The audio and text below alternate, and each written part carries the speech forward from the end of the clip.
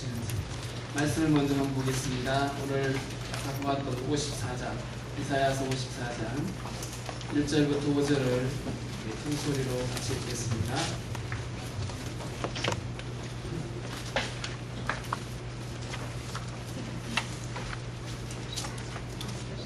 이사야서 54장 1절부터 5절 큰 소리로 또박또박 읽겠습니다. 잉태하지 못하며 출산하지 못한 너는 노래할지어다. 선고를 듣지 못한 너는 외쳐 노래할지어다. 너는 얻어낸 여인의 자식이 남편 있는 자의 자식보다 많으니라. 여호와께서 말씀하셨느니라. 내 장막터를 넓히며 내 처소의 기장을 아끼지 말고 너는 그들의 너의 줄을 길게 하며 너의 말뚝을 견고히 할지어다.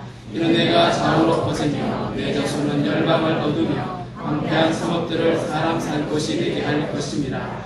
두려워하지 말라. 내가 수치를 당하지 아니하리라. 놀라지 말라. 내가 부끄러움을 보지 아니하리라. 내가 내 젊었을 때의 수치를 잊겠고 가운데의 치욕을 다시 기억함이 없으리니 이는 너를 지으시니라. 내 남편이시라. 그의 이름은 만군의 여호와이시며 내 구속자는 이스라엘의 거룩한 이시라. 그는 온 땅의 하나님이라. 심판을 받으실 것이라. 아멘. 기도하겠습니다. 하나님 아버지 감사합니다. 장기와 같은 우리에게서 하나님의 영광을 찾아볼 수도 없고 사람들에게 나눠줄 생명도 없는 우리들을 주님 불러주셔서 하나님 아들의 십자가의 보혈의 대가로 우리에게 주님 값 치르시고 우리 생명 사셔서 우리에게 이제 하나님의 거룩한 신부로 삼아주시고 감사합니다. 아멘. 하나님 우리에게 있는 건 아무것도 없지만 오직 주님이 우리를 신부 삼아주시고 우리의 남편 되셔서 이제 우리에게 하나님 그 생명 주시니 감사합니다. 아멘. 하나님 이 생명 모든 열방에 나눠줄 생명을 우리에게 주셨는데 하나님 이 생명 이제 우리가 마음껏 나누며 살아가게 하여 주시옵소서. 아멘. 하나님 열방을 향한 아버지의 그 마음 하나님 우리에게 부어주셨사오니 하나님 우리의 마음 안에 그 마음이 이제 모든 열방을 향하여 함께 흘러갈 수 있도록 주님 우리의 무엇이 아닌 오직 하나님이 우리에게 주신 그 생명 함께 나누는 자로 우리를 이끌어 주시옵소서. 감사합니다. 주님 이 밤에도 주께서 말씀하여 주시고 부족한 통로를 통하여 주님만 나타나여 주시옵소서. 아멘. 감사하고 예수님의 이름으로 기도합니다. 아멘. 아멘. 여러분 보시기에 제가 더워 보이죠? 벗겠습니다. 옷을 볼 줄 알고 제가 명찰을 안 해달았어요. 네, 감사해요. 어제 우리 구약을 했는데 잠깐 복습을 하겠습니다. 전지전능하신 하나님에 대해서 얘기를 했어요. 전지는 제가 알려드릴게요. 하나님은 모든 것을 다 계획하시는 하나님이세요. 전능이 뭐죠? 계획하신 걸 이루시는 계획하신 것을 반드시 이루시는 하나님. 이거 꼭 기억하셔야 돼요. 자, 그 다음에 하나님 아브라함을 부르실 때 하나님의 눈끝은 어디가 있었어요? 열방 모든 민족에 모든 족속 땅끝 열방 상관없어요. 하나님의 부르심의 그 시선의 끝은 아브라함에게 있지 않고 땅 끝에 있었어요. 그 다음에 하나님 이스라엘 민족을 애굽에서 건져내실 때 그때에 6월절을 기점으로 원년을 삼아서 이들을 새로운 종족으로 삼아내셨어요. 그렇죠? 그러면서 이들에게 뭘 지키라고 그래요? 6월절을 지키라고 그랬어요. 6월절을 지키는 의미가 뭐라고 그랬죠? 기억하고 기억하는 자기 정체성을 확인시켜주는 거고요. 내가 어디서 나온 자인지 어떤 존재인지 깨닫게 하기 위함이다 이렇게 말했어요. 이걸 지금 현대로 말하면 내가 어디서 거듭났고 내가 어떻게 새 생명이 되었는지를 기억하는 거예요. 다시 말하면 이걸 복음학교 얘기로 말하면 날마다 십자가의 자리에서 내가 서는 거예요. 아멘? 아멘. 그 다음에 하나 더 물어보겠습니다. 선교는 누가 하는 거라고 그랬어요? 하나님. 아멘. 쉬운 것만 제가 물었어요. 자, 요한복음 3장 16절 다 암송하시죠? 네. 함께 암송하겠습니다. 시작. 하나님이 세상을 이처럼 사랑하사 독생자를 주셨으니 이는 저를 믿는 자마다 멸망치 않고 영생을 얻게 하려 하십니다. 아멘. 그리고 성경의 주제가 뭐죠? 사랑. 하나님의 사랑이라고 말할 수도 있고 예수다 이렇게 말할 수도 있죠. 요한복음 5장 39절에 보면 모든 성경은 누구에 관하여 예언되어진 말씀이라고 그러죠? 예수 그리스도. 예수에 관해서. 안 찾아도 되는 성경 그냥 넘어가겠습니다.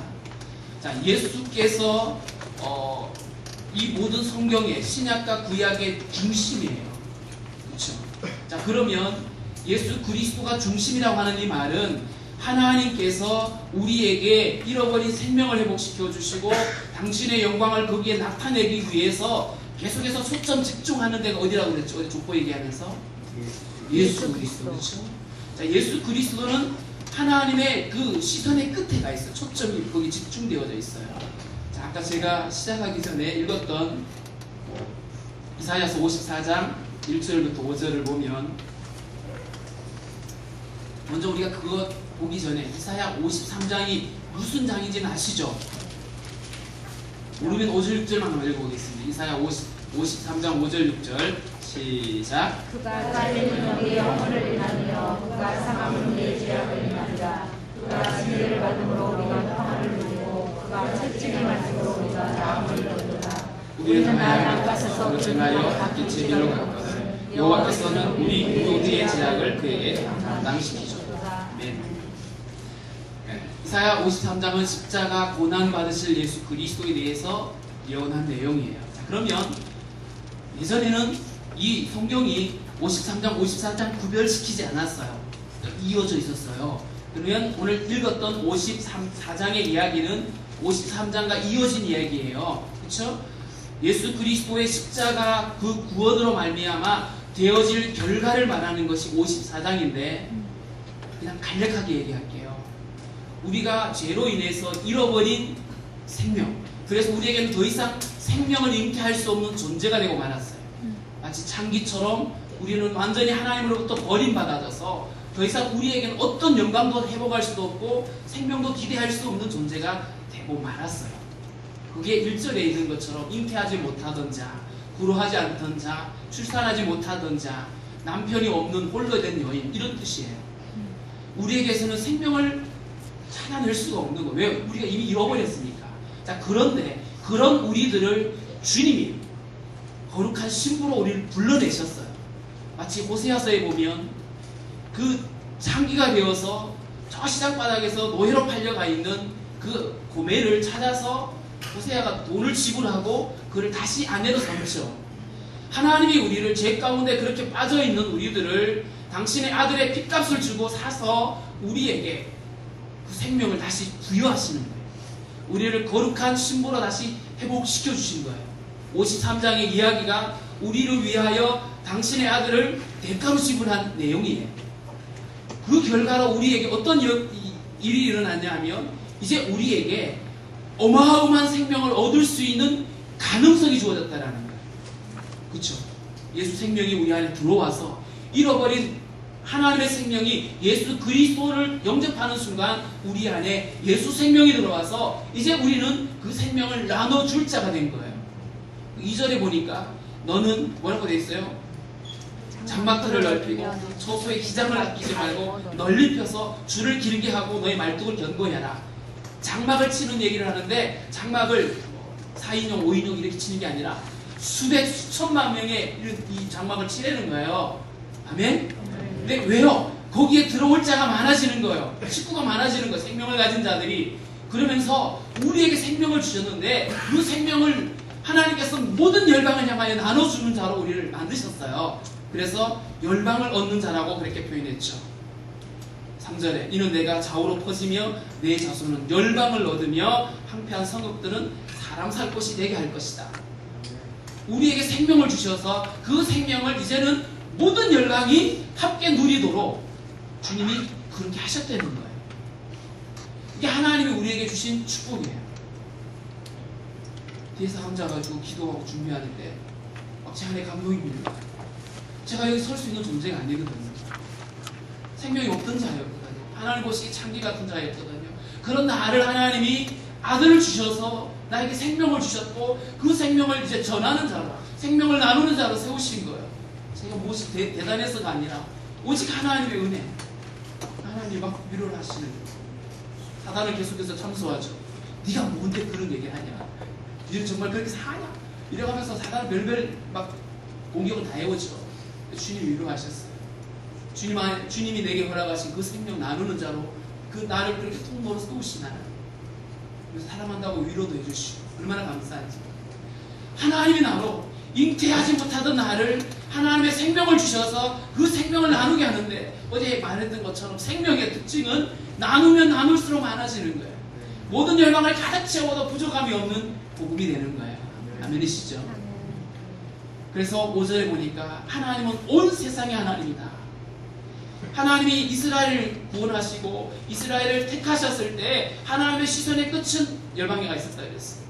그렇다면 하나님이 당신의 그 시선을 열방 땅끝까지 나타내시면서 그들을 구원하시기 위하여 하나님이 계획하신 그 일이 바로 예수 그리스도 십자가잖아요. 그렇죠? 그 생명으로 흘러가게 하기 위해서. 그래서 드디어 하나님이 아들을 보내시는데요. 아들을 보내는데 사람들은 이 예수 그리스도의 복음을 다 이해하지 못해요. 여전히 예수님을 따르는 제자들조차도 그 복음이 마치 자기들 것이냐, 자기들만의 것이냐, 그렇게 오해를 하고 그냥 거기에 머물러 있도록 그냥 붙잡아 두었어요.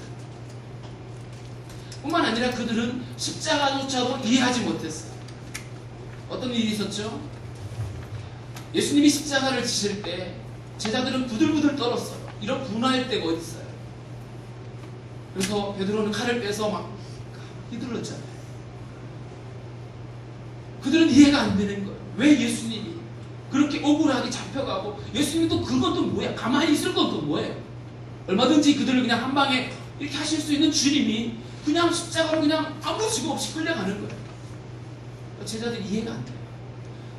그들이 두려움 가운데 그냥 뭐가 뭔지 이해가 안 되는 상황 속에 그냥 다락방에 죽치고 앉아있는데, 3일 되던 그날 여자들이 가서 향품을 바른다고 쫓아갔다가 와서 하는 얘기가 시체가 없어졌대요. 최초의 시체 도난 사건이에요.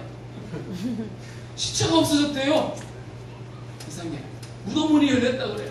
이게 이해가 안 되는 거예요. 예수님 분명히 살아계실 때 말씀하셨거든요.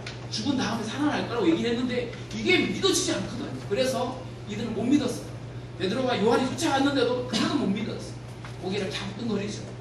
그러다가 돌아와서 제자들한테, 글쎄 우리가 갔는데도 안 보여. 시체 찾으러 갔는데 시체가 없어요. 그래가지고 그 엠마오로 가는 제자들 가면서 아주 근심이 가득했어요. 도대체 뭐야? 어떻게 될 거야? 이래가면서 우리 뭐 어떻게 해야 되지? 이러가면서 그들은 근심이 가득해가지고 내려가는데 그때 누가 찾아오죠? 예수님이 찾아오셔요. 찾아오셔서 그들에게 깨우침을 주시죠. 자, 그러면서 예수님이 그들에게 설명해주고 제자들에게 찾아와서 말씀해주신 성경 구절이 있는데 바로 누가복음 24장 47절부터 49절을 보겠습니다.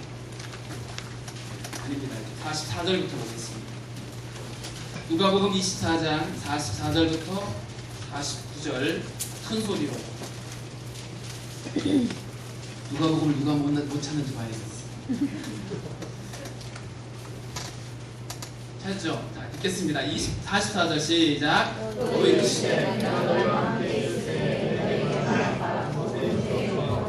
선지자의 글과 시편의 나를 가리켜 기록된 모든 것이 이루어져야 하니라 한 말이 이것이라 하시고, 이에 그들의 마음을 열어 성경을 깨닫게 하시고 또 이르시되, 이같이 그리스도가 고난을 받고 제3일에 죽은 자 가운데서 살아날 것과 또 그의 이름으로 제3을 받게 하는 내게가 예루살렘에서 시작하여 모든 족속에게 전파될 것이 기록되었으니 너희는 이 모든 일의 증인이라. 올지어다 내가 내 아버지께서 약속하신 것을 너희에게 보내리니 너희는 위로부터 능력으로 입혀질 때까지 이 성에 머물라 하시니라.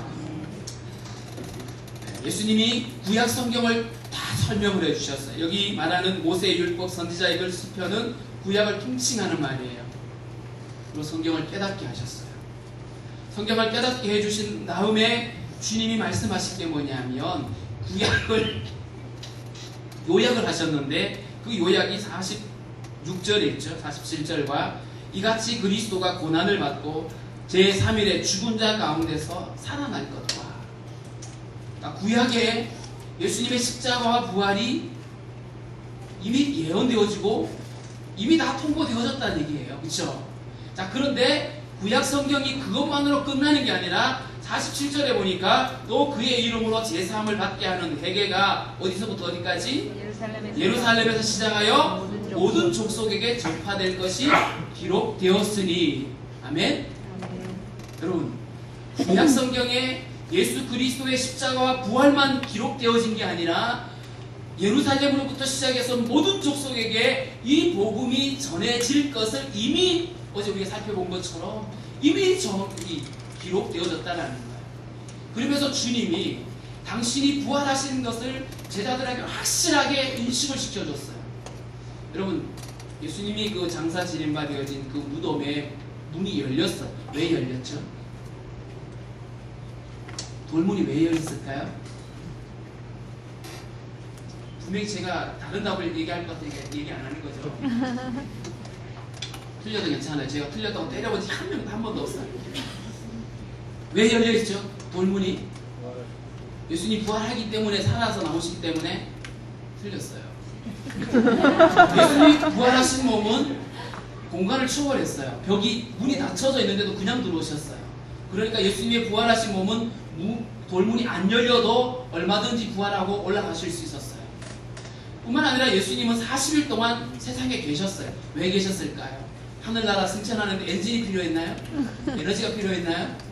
아니죠.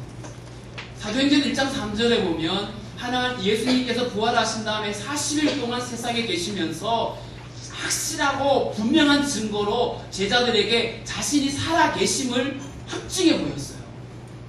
무덤 문이 열린 것도 제자들에게 무덤이 열렸고 주님이 부활했다는 것을 보여주기 위해서 시청각 자료로 준비하신 거예요. 천사들이 거기 나와 있는 것도 천사들이 예수님 수행하는데 안 가고 지금 거기에 버티고 앉아있는 이유가 없잖아요. 제자들에게 예수님의 부활 사실을 알려주고 싶어서 그런 거예요. 예수님의 부활을 제자들이 철저하게 확신해야 그게 전해질 거 아니에요. 그렇죠? 이처럼 하나님의 열심은 대단해요. 우리에게 세밀한 것까지 하나님이 이 모든 것들을 확실하게 전하게 하기 위해서 그 일을 다 준비하시는 거예요. 그리고 이 복음이 모든 민족에게 전해져야 된다고 그랬는데 복음의 범위는 어제도 말했지만 모든 족속에, 그렇죠? 모든 족속에게, 예루살렘으로부터 시작해서 모든 족속에게까지 전해져야 되고요. 그리고 그 내용은 뭐냐면 예수 그리스도의 십자가와 부활이 전해져야 돼요. 이 말은 예수 그리스도의 십자가와 부활을 통해서 우리에게 생명이 회복되어지는 그 이야기, 우리의 죄의 존재가 다시 예수 그리스도와 연합되어서 생명을 얻는 그 이야기, 그 복음이 전해져야 돼요. 다른 무엇이 아니라. 복음과 선교하실 때 이미 다 말씀하셨을 거예요. 그렇죠. 복음이 전해져야 돼요. 복음이 모든 민족에게 전해져야 되는데 이 복음이 전해질 때는 언제나 증인들을 통해서 전해져요. 오늘 주님은 제자들에게 너희가 이 일의 증인이라 이렇게 말했어요. 그들은 십자가를 보았어요. 그리고 그들은 예수 그리스도의 부활을 목격했어요.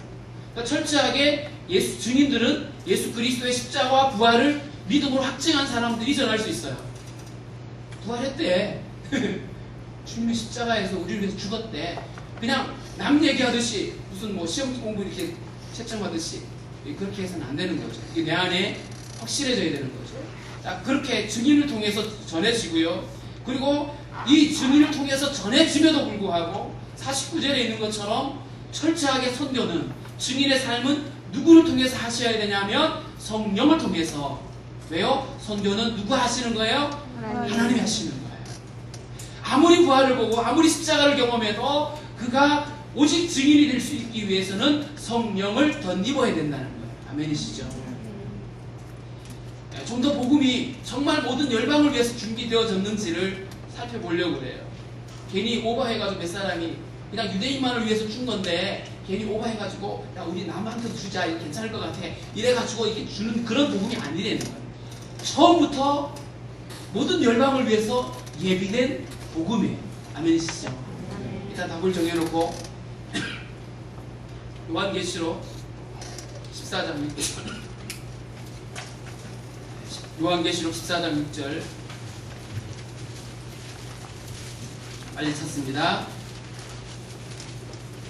시작. 또 보니 다른 천사가 공중에 날아가는데 땅에 거주하는 자들 곧 모든 민족과 종족과 방언과 백성에게 전할 영원한 복음을 가졌더라. 아멘. 복음은 모든 사람들에게 전해져야 돼요. 그죠? 모든 민족, 모든 열방, 모든 방언에게 전해져야 돼요. 자, 이번에 또 시편으로 넘어가겠습니다. 시편 22편. 신약한다고 그러면 구약을 자꾸 찾아요. 이거. 그죠? 짜증내지 마세요. 시편 22편. 네. 몇 절만 읽어보겠습니다.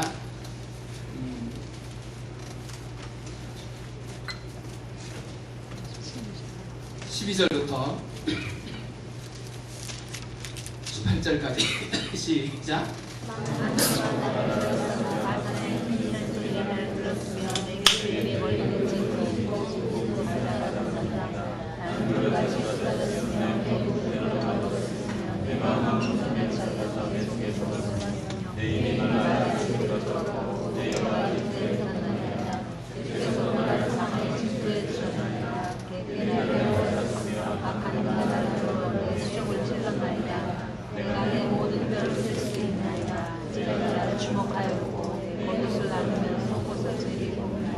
누구 얘기예요? 누구 얘기 같아요? 마치 다윗이 예수님의 십자가를 옆에서 경험한 것처럼 다 얘기해요. 자기의 고난을 주님께 아뢰다가 성령의 감동이 되어서 장차 메시아가 십자가에 달려 돌아가실 것을 마치 옆에서 다 본 것처럼 다 설명을 해요.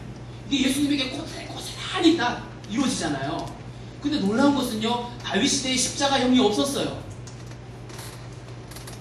십자가 형틀은 이후에 800~900년이 지난 다음에 생겨난 거예요. 근데 성령의 감동으로 다윗은 지금 이 메시아가 당할 그 고난을 고스란히 다 기록을 해놨어요. 자, 그리고 그 메시아의 고난을 통해서 결과적으로 주어지는 얘기가 27절, 28절 시작. 모든 끝이 여호와를 기억하고 돌아오며 모든 나라의 모든 족속의 주의 앞에 예배하리니 나라는 여호와의 것이요 여호와는 모든 나라의 주제심이로다. 아멘. 예수 그리스도의 그 십자가의 고난과 복음을 통해서 결국 어떤 일이 생기냐면 모든 땅의 모든 끝이 여호와를 기억하고 돌아올 것이다. 모든 나라의 족속이 주님 앞에 예배하게 될 것이다. 이게 주님이 바라보신 끝이에요. 땅의 모든 족속이 주께 돌아오는 것, 땅의 모든 족속들이 주님을 경배하는 그거, 이게 바로 성경 완성이에요. 아멘. 이게 주님 오시는 그날이에요. 예, 주님은 그날을 지금 예수 그리스도 십자가를 예언하시면서 언제나 그 얘기를 빠짐없이 아까 이사야 53장 54장을 보았던 것처럼 주님은 빠짐없이 예수님의 십자가를 이야기할 때마다 그 결과로 어떤 결과가 주어지는지를 설명을 하는데 그 결과는 언제나 복음이 땅끝까지 모든 민족에게 전해지는 거예요. 여러분, 이러면 하나님의 그 열심이 변치 않았다는 사실을 이해하시겠죠? 여러분, 그 구약시대의 최고로 마지막의 선지자가 누구죠? 세례요. 아니, 마지막이니까 말라기죠. 말. 그렇게 외우면 되잖아요. 아까 우리 양 집사님이 아주 많이 가르쳐줬어요. 말라기는 마지막 선지자예요. 근데 마지막 선지자가 있은 다음에 신약이 올 때까지, 예수님이 오실 때까지 약 몇 년 동안 선지자가 없었어요? 뭐 400년, 어떤 사람 300년 그래요. 하여튼 괜찮아요. 그래서 그 기간을 사람들은 중간기라고 표현하기도 하고요. 어떤 사람들은 그 기간을 암흑기간이라고 표현해요. 근데 우리가 어제 보았던 것처럼 사사시대가 암흑기라고 그랬는데 사실은 하나님의 열심이 가장 돋보였던 시대였다라고 말했죠. 그러면 과연 주님이 구약과 신약의 사이에 있었던 중간기, 그때 주님은 뭘 했을까요? 우리가 알기로 그 주님의 열심이라면 뭘 준비해야 돼요? 복음이 땅끝까지 전해지도록 뭔가를 준비하셔야 되잖아. 갑자기 300년 동안은 가만히 노시다가 휴식 취하고 오셨나요? 안식년이 돼갖고 주님 편에 그런 게 없어요. 주님이 쉬지 않고 달려오셨어요. 어떤 일이 있었는지 제가 간략하게 얘기를 할게요. 그 기간은 정말 어마어마한 큰 역사의 번역기였어요. 제국들이 막 뒤집어졌거든요. 바벨론이 망하고 페르시아가 들어오고 막 헬라가 들어오고 그 다음 로마가 들어오고 난리 굿을 떨었어요. 그 지역에. 자, 그러면서 거기에 어떤 일들이 일어났냐면 첫 번째로 이스라엘 유다 백성들이 포로로 잡혀서 이리저리 찢겨져서 그냥 어디 한 곳에 모여서 공동체를 이룰 수 없고 그냥 여기저기 그냥 흩어져 살아요. 그러면서 그들이 가는 곳곳마다 뭘 세웠냐면 회당을 세웠어요. 우리나라, 우리 대한민국 사람들이 어디를 가든지 전 세계 모든 나라 다 가 있잖아요. 가는 곳곳마다 뭘 세우냐면 교회를 세워요. 복 받은 나라예요. 근데 유대인들은 가는 곳곳마다 회당을 세워서 거기서 기도하고 율법을 낭독하는 걸 해요. 그러니까 회당을 세웠어요. 근데 이 회당이 나중에 어떻게 쓰임을 받냐면 사도 바울이 복음을 전하기 위해서 세계 전도여행을 나갈 때 언제나 가장 먼저 갔던 데가 회당이에요. 적어도 거기 가면 메시아가 누군지 하나님이 누군지 아는 자들이에요. 율법이 뭔지 다 아는 자들이에요. 그러니까 거기가 언제나 첫 번째 타깃이었어요. 물론 거기 가서 핍박은 억수로 받았어요. 그래도 그 회당은 언제나 복음의 전초기지가 됐던 거예요. 두 번째로 주님은 뭘 준비하셨냐면요, 헬라라고 하는 이 나라가 나라를 전체를 다 정복하고 나서 짧은 기간에 그들의 언어가 공통어가 돼버렸어요. 지금 우리 시대에는 공통어가 주로 영어잖아요. 근데 그때는 그 공통어 언어가 헬라어가 됐어요. 그래서 신약 성경이 헬라어로 기록이 되죠. 근데 더 놀라운 것은 구약 성경이 헬라어로 번역이 돼요. 그렇다면 헬라어를 쓰는 모든 사람들은 하나님의 말씀을 접할 기회가 생기죠. 맞죠? 하나님이 이렇게 철저하게 예비를 하셨어요. 헬라가 망했는데도 불구하고 여전히 헬라어가 사람들에게 통용되고 있었단 말이에요. 헬라 문화가. 헬레니즘이라는 말 들어보셨죠? 이게 그렇게 강렬하게 사람들에게 전파가 되어졌어요. 자, 그리고 세 번째 주님이 뭘 준비하셨냐면 로마 제국을 통해서 하나님이 복음 전도자들을 위한 길을 닦아 놓으셨어요. 이 로마 군단들은 전차 부대가 많았어요. 그러니까 전차 부대가 가려면 뭐가 있어야 돼요? 길이 좋아야 돼요. 오늘 저걸 투어했는데 가봤더니 뭐 이렇게 돼 있더라고요. 만화 잘 못 가겠더라고요. 근데 지금 그 로마 시대에 길을 닦아놓은 그 길이 아직도 저기 있대요. 저 못 가봤어요. 갔다 온 사람들이 사진 찍어서 왔더라고요. 돌을 깨워서 그들이 바닥에 깔았어요. 전체가, 이 마차가 빠지지 않도록. 그러니까 그 길이 얼마나 잘 만들어졌는지 사도 바울이 그 길을 통해서 복음을 전하러 다니는 거예요. 여러분, 세상 사람들은 하여튼 지네들 이유 때문에 만들지만 사실은 주님이 다 당신의 영광을 위해서 쓰는 줄 믿으시기 바랍니다. 아멘. 자, 그리고 드디어 디데이가 왔죠. 예수님이 탄생하시던 날, 누가복음 2장 10절 11절에 보면 천사들이 나타나서, 크리스마스 때만 찾지만 한번 찾아봅시다. 누가복음 2장 10절 11절.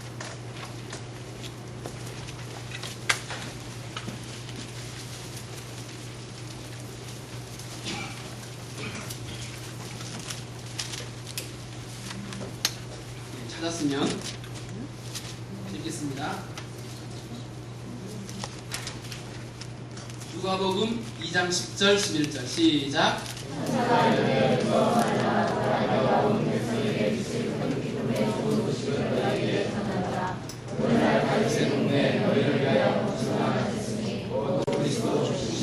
아멘. 온 백성에게 미칠 큰 기쁨의 좋은 소식을 너에게 전하노라. 그 소식이 예수님의 탄생의 소식이었죠. 그 예수님이 십자가 복음으로 열방을 회복하실 주님이신데요. 자, 거기서 온 백성에게 미칠 큰 기쁨의 좋은 소식. 얼마 전에 홍명보 감독이 이끄는 청소년 축구가 이렇게 8강에서 이렇게 해서 졌어요. 그걸 지켜보고 지니까 속쓰리더라고요. 그때 우리에게는 슬픔의 소식이었지만 걔네들한테는 기쁨의 소식이었겠죠. 그죠? 근데 온 백성에게 미칠 큰 기쁨의 소식은 누구도 슬퍼하면 안 돼요. 그 소식으로. 그렇죠? 근데 예수님이 온 백성에 미칠 큰 기쁨의 좋은 소식으로 왔는데 이 말을 여러분 예수님은 모든 사람들에게 기쁨이 될 수 있다 이거하고 예수님은 모든 사람들의 기쁨이 되기 위해서 오셨다 어느 쪽이 맞아요? 앞에요 뒤에요? 제가 너무 말을 빨리 했나요? 예수님의 복음이 모든 사람들에게 기쁨이 될 수 있다 1번 두 번째 2번 예수님의 복음은 모든 사람들을 위하여 예배되었다 어떤 거예요? 2번. 1번? 2번이죠. 온 백성에게 미칠 큰 기쁨의 좋은 소식이라는 말은 그 자체로 거기에 목적이 담겨져 있는 거예요. 맞죠? 모든 족속에게 전해져야 되는 복음이에요. 전해줘도 괜찮은 복음이 아니라 전해져야 되는 복음이에요. 하나님 모든 열방을 위해서 만들었어요. 엄마가 밥을 할 때 애가 5이면 5인분을 이렇게 애 5명까지 밥을 다 해놨는데 글쎄 큰 놈이 동생이 들어오기 전에 지가 다 먹어버렸어. 동생은 나중에 배고파갖고 쫄쫄 굶었어요. 엄마가 보기 가슴이 얼마나 아프겠어요. 그죠? 모든 사람들에게 나눠줘야 될 거예요. 맞죠? 제가 예를 잘못 들었나 보네요. 하나도 반응을 안 하시는 거 보니까. 복음은 모든 열방을 위해서 만들어졌다. 아멘? 네. 아멘이세요.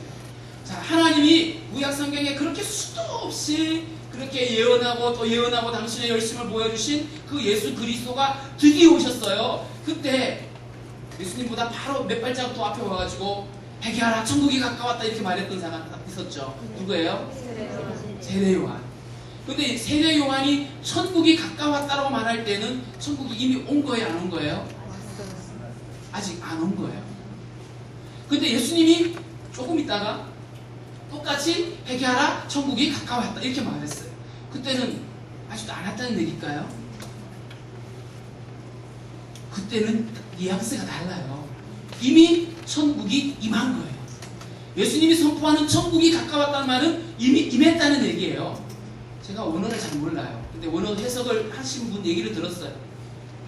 똑같은 우리말은 똑같아 보이는데 다르대요.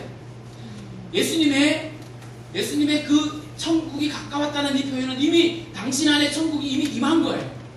천국으로 임하신 거예요.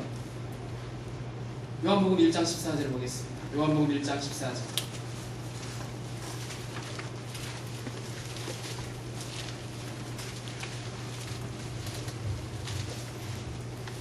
함께 읽습니다. 시작. 말씀이 육신이 되어 우리 가운데 거하시매 우리가 그 영광을 보니 아버지의 독생자의 영광이요 그대와 진리가 충만하더라. 아멘. 여기 보니까 말씀이 육신이 되어 왔다. 누구 얘기예요?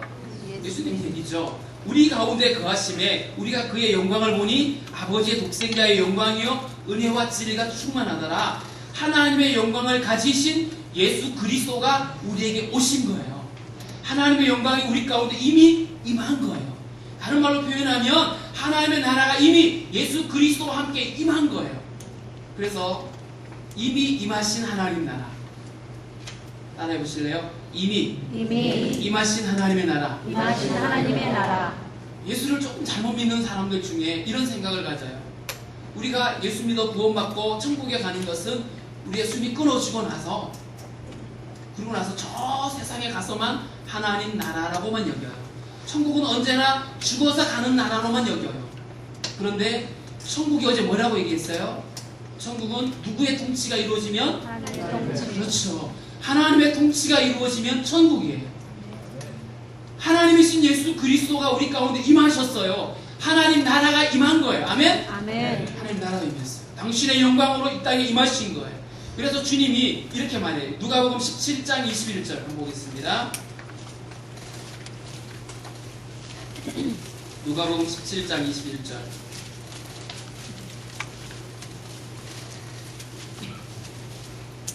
시작. 너희도 여기 있다 저기 있다고 못하느니 하나님의 나라는 너희 안에 있느니라. 아멘. 이들이 아직 죽지도 않았는데 주님이 하신 말씀이 하나님 나라는 너희 안에 있다.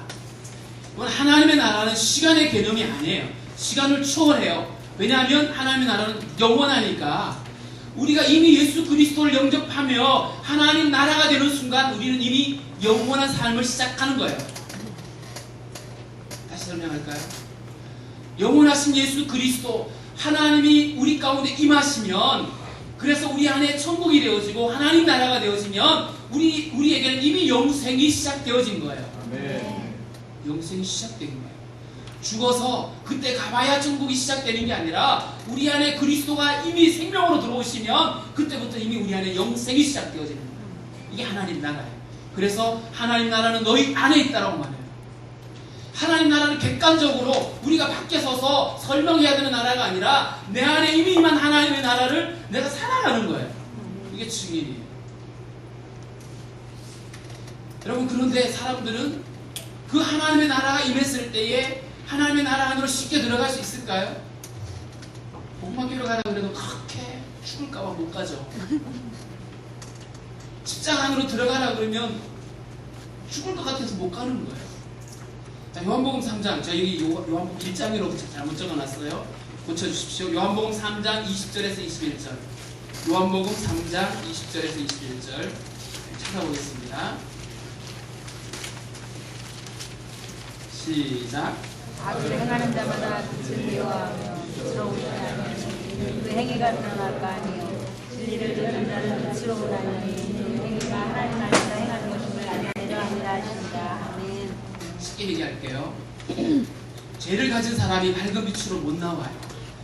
죄 가운데 살고 있는 사람이 예수 그리스도 그 빛으로 오신 주님께 나아가면 자기 존재가 확 드러나니까 그래서 못 견디는 거예요. 전에 저 복음학교, 저 목회자 복음학교를 저기 예수원이라고 하는 곳에서 하는데요. 한 분이 자기 안에 이 막 죄가 드러나니까 견딜 수 없어서 막 성경을 막 강의하고 계시는데 막 뒤지고 있는 거예요. 나중에는 막 죄를 막 계속 막 강의를 하시니까 뒤에서 욕을 하면서 그만하라고. 못 견디니까. 빛이 드러나면 자기 안에 어둠이 확 얼마나 그 지저분한 것들이 드러나잖아요. 한 줄기 빛이 창문에 그 사이 틈새로 딱 들어오면 안 보이던 먼지가 보이잖아요. 생명이신 예수 그리스도가 우리에게 오면 우리 안에 있는 모든 온갖 더러운 것 찌꺼기들이 드러나니까 빛 가운데는 못 나간다는 얘기예요. 그런데 우리가 기억해야 될 것은요, 우리 어둠에 있던 우리가 빛 가운데로 가버리면 우리는 소멸되는 것 같지만 사실은 내가 빛이 되는 거예요. 왜요? 빛이신 주님이 내 안에 오셔서 내가 되십니다. 빛과 연합이 되어서 내가 빛이 되는 거예요. 내가 십자가로 나아가면 내 옛 생명은 죽지만 내 안에 예수 그리스도 생명이 들어오는 거예요. 아멘. 야, 이런 거예요. 이런 거. 주님이 이런 복음을 우리에게 주셨어요. 주님의 십자가의 이 복음은요, 그래서 모든 민족을 위하여 예비되어졌어요. 주님도 그 십자가의 길을 기쁨으로 나아갔는데 저는 히브리서 12장 2절을 보다가 너무 가슴이 아팠어요. 그리고 너무너무 감격했어요. 히브리서 12장 2절 외우시는 분 없으니 빨리 찾아요. 이거 못 외워요? 12장 2절 12장 2절 크게 있습니다. 시작. 믿음의 주요 온전케 하시는 예수로 보자. 그 앞에 있는 기쁨을 위하여 십자가를 참으사 부러움을 개치 아니하시더니 하나님의 보좌 보좌 우편에 우편에 앉으십니다. 여기서 저를 감동시켰던 게 그거예요. 그는 그 앞에 있는 기쁨을 위하여, 그 앞에 있는 기쁨을 위하여 십자가를 참고 부끄러움을 개의치 않았다. 여러분, 주님이 십자가에서 달리셨던 그 수치 기억하시나요? 한 가지만 얘기할게요. 자기를 그렇게 따르던 수많은 사람들이 보는 앞에서 벌거벗긴 채로 십자가에 매달렸어요. 우리가 영화를 만들거나 그림을 그리거나 하면 민망하니까 팬티 입혀놓으시잖아요. 유대인들은 팬티가 없어요. 그냥 통으로 된 속옷과 겉옷인데 아까 말했잖아요. 겉옷과 속옷을 군병들이 나눠 찢어서 나눠 가졌어요. 예수님은 벌거벗긴 채로 박힌 거예요. 수많은 사람들한테 조롱을 당하고. 근데 그 수치를 주님이 몰랐던 게 아니라 아시면서 그걸 스스로 걸어가신 거예요. 왜요? 그 앞에 있는 기쁨을 위해서. 십자가를 참고 부끄러움을 참으셨다. 개의치 않았다라고 말씀해요. 도대체 그 기쁨이 뭐길래? 그 기쁨은 바로 하나님의 뜻을 이루는 것이고요. 그 기쁨은 바로 우리를 죄 가운데서 구원해내시는 일이에요. 우리를 죄 가운데서 구원하여 우리 안에 생명을 주기 위해서 당신의 전부를 내어주는 일에 조금도 주저하지 않으셨던 주님. 그 주님의 사랑이 우리에게 함께 부어지는 거예요. 그리고 나서 주님이 이렇게 말씀해요. 이 천국 복음은 모든 민족에게 전해져야 된다. 그것이 세상의 끝이다. 이렇게 말해요. 자, 다시 한번 찾아볼까요? 마태복음 24장 14절. 마태복음 24장 14절.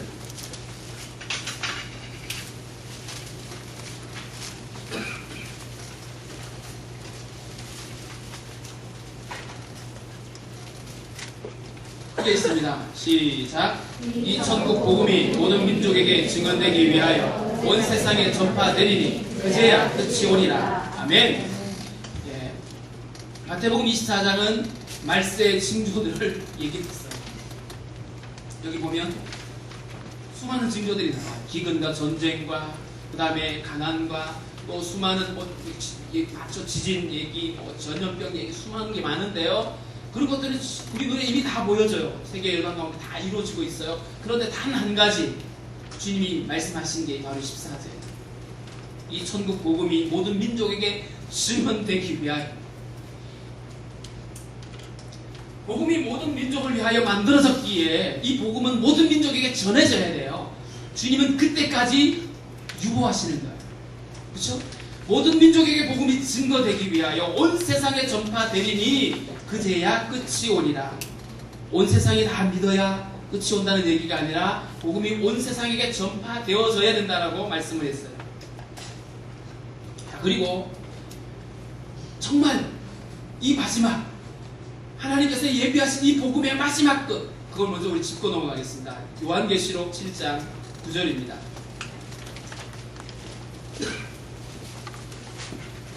요한계시록 7장 9절.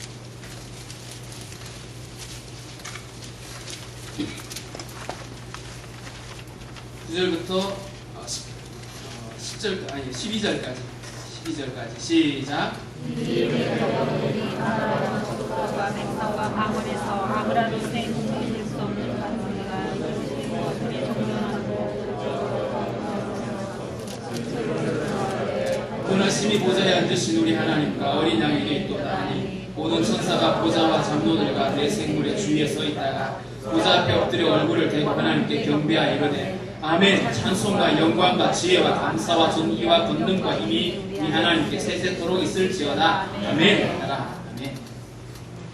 여러분, 비전이란 찬양이 여기서 나왔죠? 혹시 아세요? 우리 보좌 앞에 모였네. 그렇죠? 여러분, 비전이 뭐예요? 청소년들이요, 비전을 가져라 이렇게 말하잖아요. 비전이 뭐예요? 꿈을 가지는 걸까요? 야망을 갖는 걸까요? 비전은 하나님의 비전을 보는 거예요. 하나님이 나에게 허락하신 그 비전을 내가 발견하는 거예요. 하나님 안에 있는 그 꿈을 같이 꾸는 거예요. 여러분, 이 요한계시록 7장 9절부터 나와 있는 이게 선교 완성이 되어지는 천국의 모습이에요.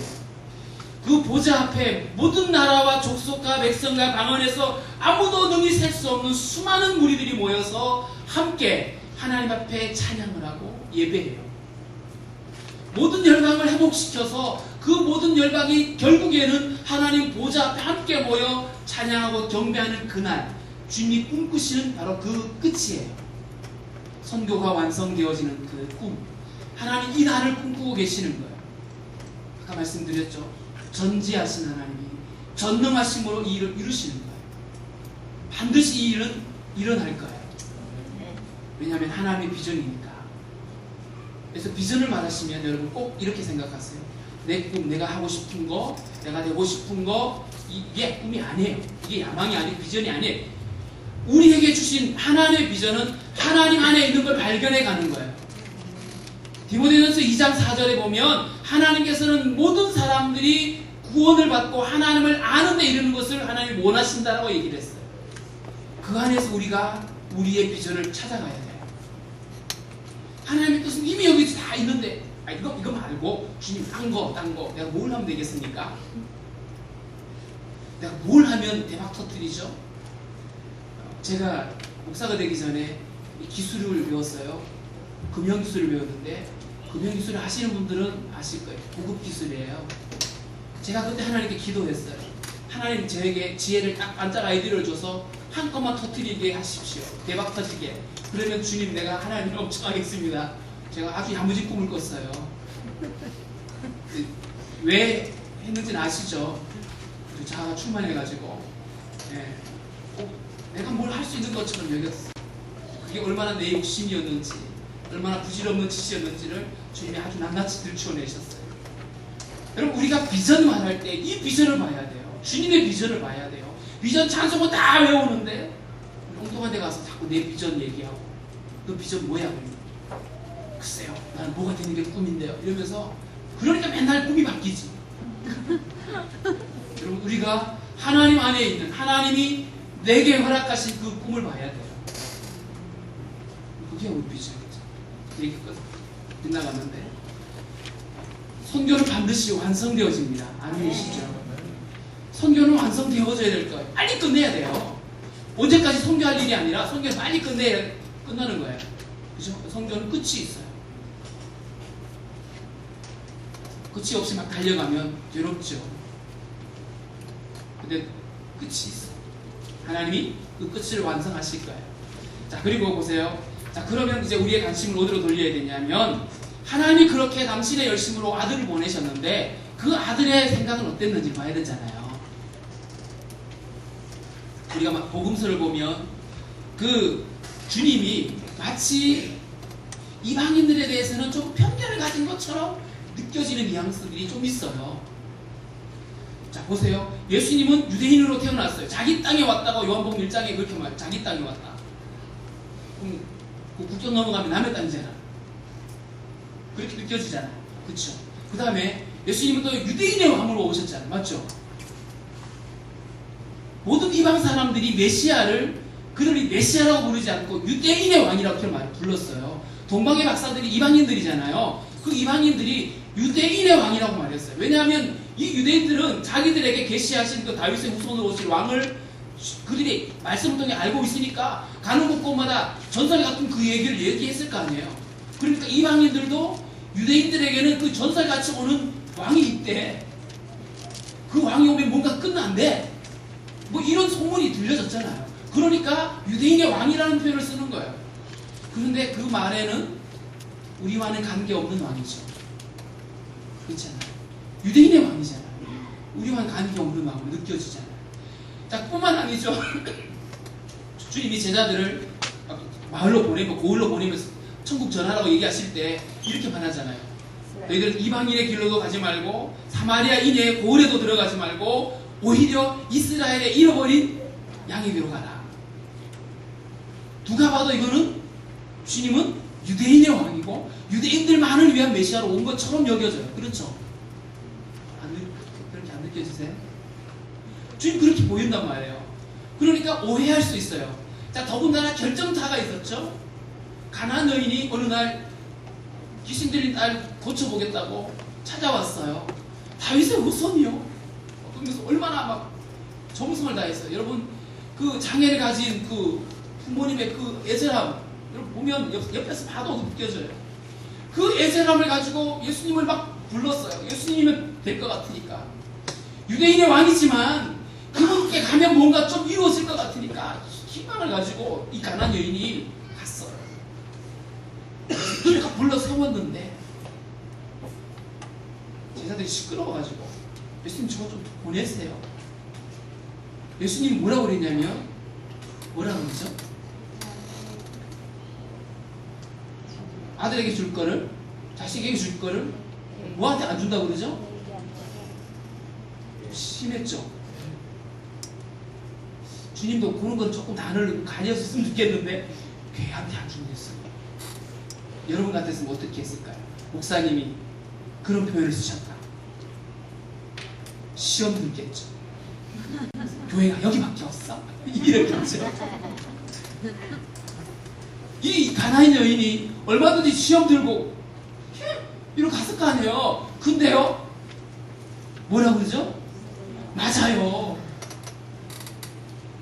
걔도 주인의 상에서 떨어진 부스러기를 먹잖아요. 부스러기라도 주세요. 그때 예수님이 뭐라고 그래요? 여인아, 네 믿음이 크다. 그러면서 병을 고쳐주죠. 딸의 그 병을. 여러분 거기서 여러분 뭘 느끼셨어요? 예수님은 이방인에게 편견이 많으시구나 이렇게 여기셨어요? 여러분 오히려 여기에 주님의 놀라운 말씀이 들어있는 거예요. 이방 여인은 자기는 이방인이지만 유대인의 왕으로 오신 그분에게 자기가 가서 뭔가 구하면 하다못해 부스러기라는 은혜라도 줄 줄 알고 그 부스러기 같은 은혜만 받아도 나을 줄 알고 간 거예요. 부스러기 같은 은혜라도 받기 위해서 간 거예요. 왜냐하면 그분은 유대인의 왕이니까. 자기를 불쌍히 여겨서 부스러기 같은 은혜라도 주기를 원해서 갔는데 주님은 오히려 부스러기가 아니라 당신의 전부를 주시는 주님인 것을 드러내는 거예요. 나는 이방인의 왕, 유대인의 왕으로 온 게 아니라 모든 족속의 왕으로 왔어. 이걸 주님이 알려주고 싶은 거예요. 그래서 그에게 믿음을 찾고 믿음으로 말미암아 그가 함께 하나님의 자녀가 되고 고침을 받는 거, 그가 구원을 받는 거, 거기까지 가잖아요. 주님의 관심은 유대인에게도 있지만 그 유대인은 언제나 모든 열방을 회복시킬 축복의 통로로서의 유대인이에요. 유대인이 대단해서가 아니라. 그리고 주님의 관심도 언제나 땅끝을 향했어요. 자, 성경을 볼까요? 요한복음 4장, 누가복음 4장부터 보겠습니다. 누가복음 4장 25절, 누가복음 4장 25절, 그 다음에 28절까지.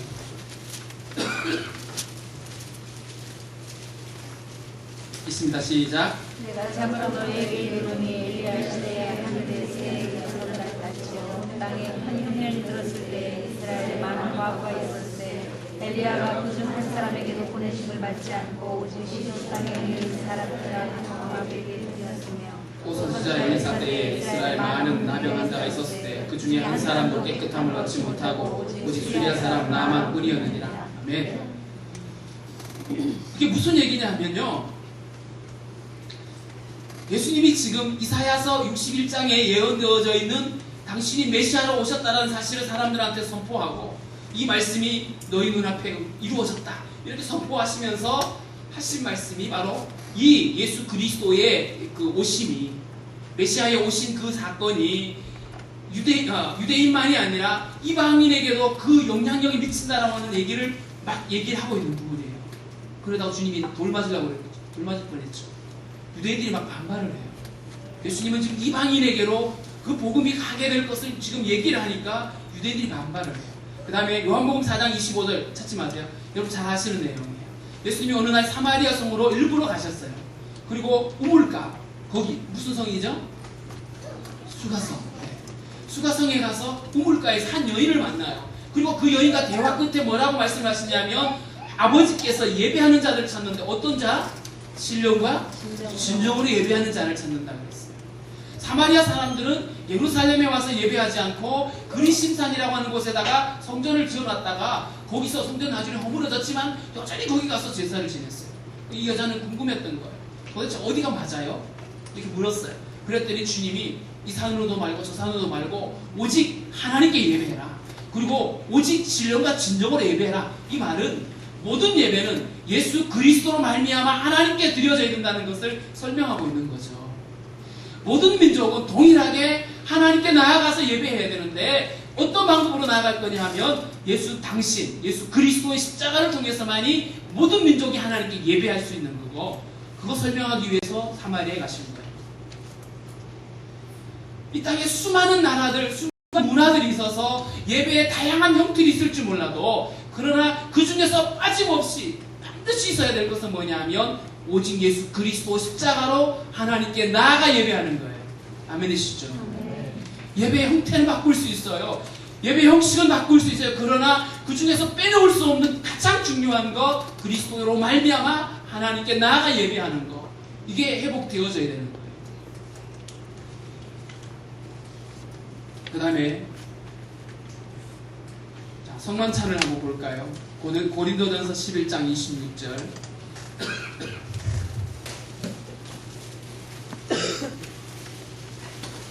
고린도전서 11장 26절.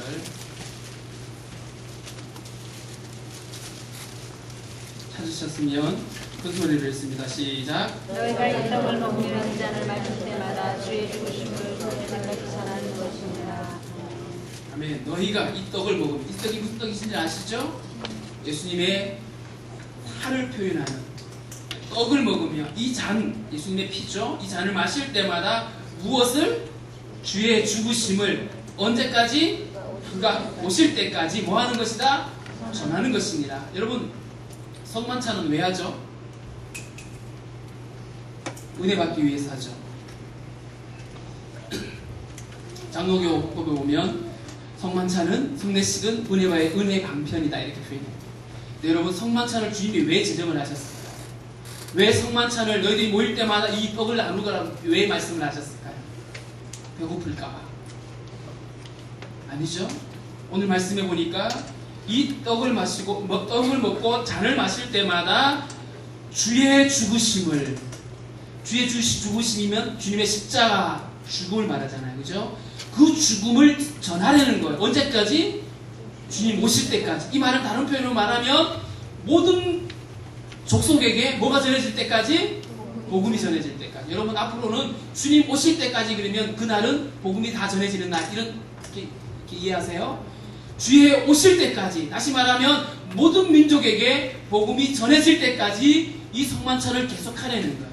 근데 성만찬이 전해질 때에 거기에 십자가의 복음이 전해지는 거예요. 그렇죠? 예수 그리스도의 그 생명의 떡이신 주님이 전해지는 거예요. 예수님이 제자들이 500이어 할 때 막 떡을 이렇게 줄 때, 그러면 처음부터 5,000명분을 제자들한테 한꺼번에 나눠 주실까? 아니면 제자들에게도 보리떡 5개, 물고기 2마리가 줬는데 죽고 나서 계속 있었을까? 어느 쪽일 것 같아요? 두 번째 거죠. 그죠? 제자들에게도 이게 기적이 일어나요. 그러면 보세요. 떡은 분명히 나눠주면 모자라지고 없어져야 되는데 왜 자꾸 생겨나죠? 이게 생명이 되어서 그래요. 생명은 줘도 줄어들지 않는다 그랬잖아요. 예수님께서 이 성만찬을 통해서 우리에게 떡을 나누게 할 때 우리에게 무엇을 기억하게 하시냐면, 우리가 생명을 가진 자인 것을, 생명의 복음을 가진 자인 것을 깨우치시는 거예요. 그러면서 주님 오실 때까지 계속해서 이걸 생명을 나누는 자로 살아가려는 거예요. 생명을 나누는 자로. 떡을 나누면서 예수 생명을 나눠주려는 거예요. 자, 그런데 여기서 우리가 기억해야 될 게, 떡을 나눠주면서 예수의 것만 떼주는 거야. 나는 빼고, 나는 빼고 이것만 떼주는 거예요. 이게 성만찬일까요? 성만찬인 삶이어야 돼요. 예수 그리스도와 내가 연합되어서 사는 삶이 되어져서 내 삶을 떼어줘야 되는 거예요. 예수 그리스도와 생명이 연합되어졌기 때문에 삶을 떼어주는 섬김이 되고 희생이 돼야 돼요. 그렇게 되어질 때 생명이 전해지는 거예요. 증인은 이렇게 그리스도와 연합되어진 생명을 나눠주는 것, 이게 성만찬의 삶이에요. 따라하실까요? 졸리시는 분들이 계셔서, 졸리시면, 특히 탁구 치신 분들이 요즘 인물인데, 졸리시면 서 계셔도 괜찮아요. 뒤쪽에서 괜찮아요. 네. 졸리시면 안 돼요. 뭔 얘기겠죠? 성만찬 떼어진 아멘이시죠? 그리스도와 생명되어서 성만찬의 삶을 사는 거예요. 그래서 이제는 아까 우리가 이사야서 54장 1절부터 3절에 봤던 것처럼 생명을 가진 자가 되어서 열방을 나갈 때까지 계속해서 우리는 생명을 낳는 자로 살아가는 거예요. 아멘? 아멘. 우리를 이렇게 어마어마한 자로 주님 부르셨어요. 아멘. 지금 여러분이 느낌과 관계없이 이미 주님은 그렇게 십자가에서 완성하신 거예요. 아멘. 아멘이시죠? 아멘입니다. 주님이 일을 이루셨어요. 자, 그리고 주님이 드디어 부활하시고 난 다음에 당신이 부활하셨음을 제자들한테 친히 보여주시고 확신시켜주시고 난 다음에 제자들에게 뭐라고 얘기를 하시는지 이제 복음서를 보겠습니다. 마태복음 28장 18절부터 20절. 마태복음 28장 18절부터 20절 읽습니다. 시작.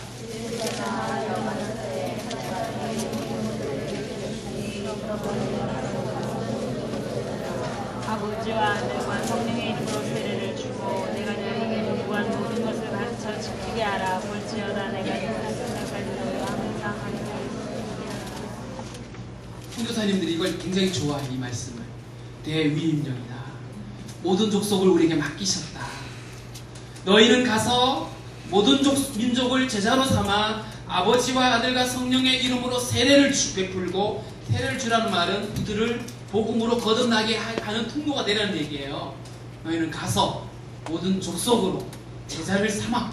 그렇죠? 가라고 그랬어요. 그죠? 그러므로 너희는 가서. 그렇죠? 그 다음에 찾아봅시다. 마가복음 15장 16절.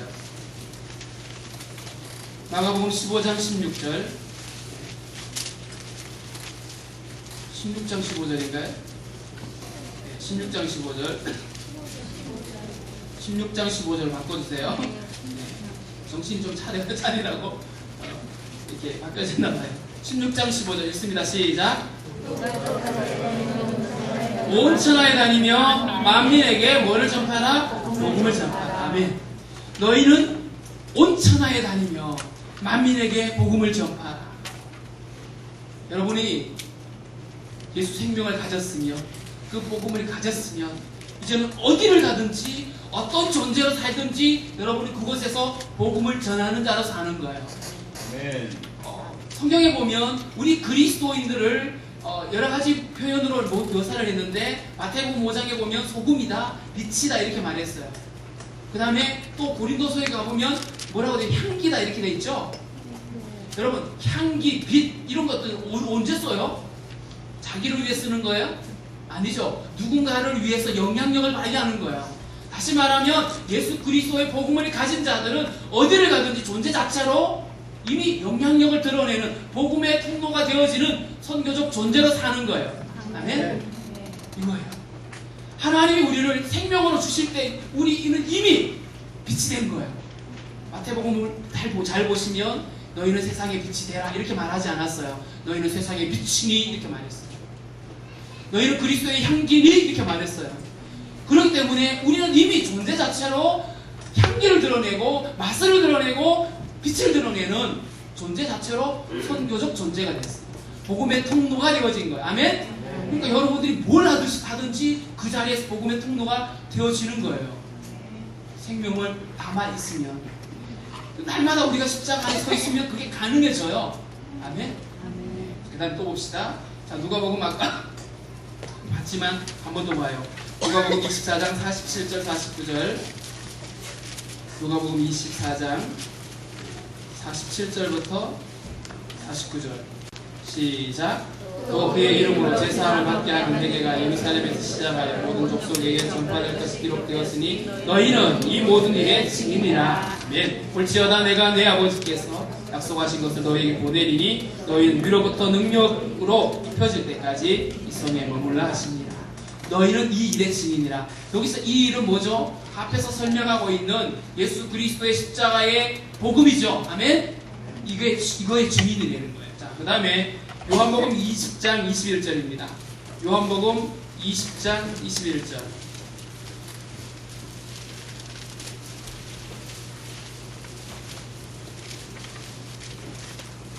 자, 함께 읽습니다. 시작. 예수께서 또 가라사대 너희에게 평강이 있을지어다. 아버지께서 나를 보내신 것 같이 나도 너희를 보내노라. 따라하시겠습니까? 아버지께서 나를 보내신 것 같이 아버지께서 나를 보내신 것 같이 나도 너희를 보내노라. 나도 너희를 보내노라. 예수님이 우리를 파송하시는 거예요. 어디를 향해서? 어디를 향해서 파송하시죠? 열방을 향해서. 열방을 향해서 모든 민족을 향하여 너희는 가라 보내시는 거예요. 예수님이 보내셨어요. 그래서 보냄을 받은 자, 제자들, 그들이 사도가 된 거예요. 사도들이 예수님의 그 복음을 그 말씀을 듣고 이제 스스로 사도가 되어서 복음을 전하는 거예요. 천국을 선포하는 거예요. 보냄을 받는 거예요. 자, 그러면 우리가 이제 예수님의 관심이 어디에 있는 거 아셨죠? 유대인이에요? 아니죠. 모든 이방인들, 모든 족속에게 복음이 전해지는 것이 아버지의 열심과 예수님의 열심이 달리 될 수가 없어요. 삼위일체 하나님이니까 달리 될 수가 없는 거예요. 그래서 주님이 동일하게 예수 그리스도께서 그 일을 위하여 십자가에서 복음을 이루셨고 또 제자들에게 복음을 전하라고 말씀을 하셨어요. 자, 그런데 어제도 우리가 살펴봤지만 선교는 누가 하는 거라고요? 하나님이 하는 거라고 했어요. 하나님의 일이에요. 그런데 아까 우리가 누가복음 24장 49절에서 너희들은 예루살렘을 떠나지 말고 뭘 기다리라고 그랬죠? 성령이 너희에게 덧입혀질 때까지. 사도행전 1장 4절을 한번 볼까요? 사도행전 1장 4절 시작.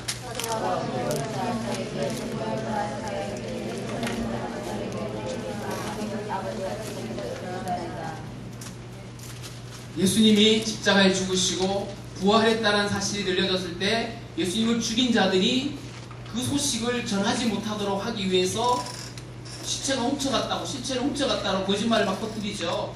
자, 이때의 제자들이 우리 예수님 맞는데? 이러고 돌아다니면 사람들이 어떻게 할까요?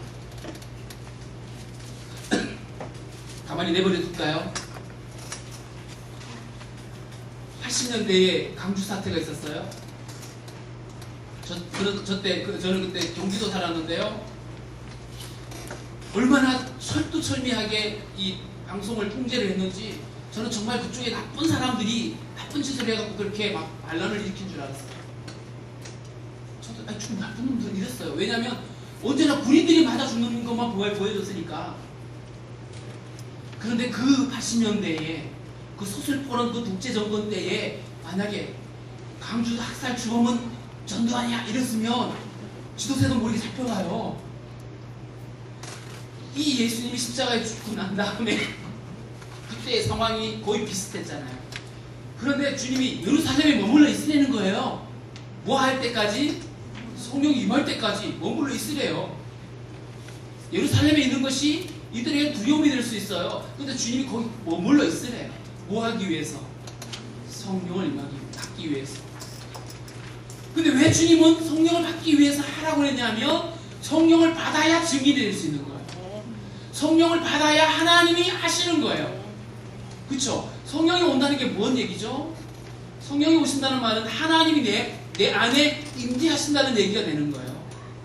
성령은 하나님의 영이에요. 다른 말로 얘기하면 성령은 하나님이세요. 아멘? 아멘. 성령은 하나님이란 말이에요. 그런데 그 하나님이신 성령이 예수 그리스도로 이제 우리가 제3을 받고 나니까 우리 안에 임하셨어요. 당신의 영광으로 임하셔서 우리가 이제 하나님 나라가 되고 존재가 바뀌어졌죠.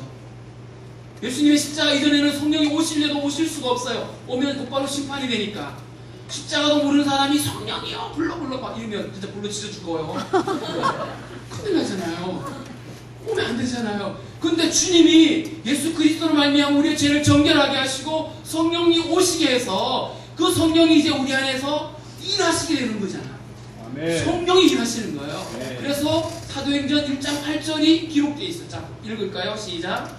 오직 성령이 너희에게 임하시면 너희가 권능을 받고 사람과 온 유대와 사마리아와 땅 끝까지 증인이라. 아멘. 성령이 너희에게 임하십니다.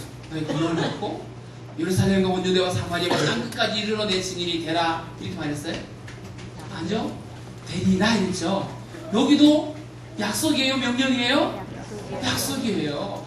하나님이 창세기 12장 1절부터 3절에서 하셨던 것처럼 똑같이 여기서도 내가 너를 증인되게 하리라 이렇게 말씀하신 거예요.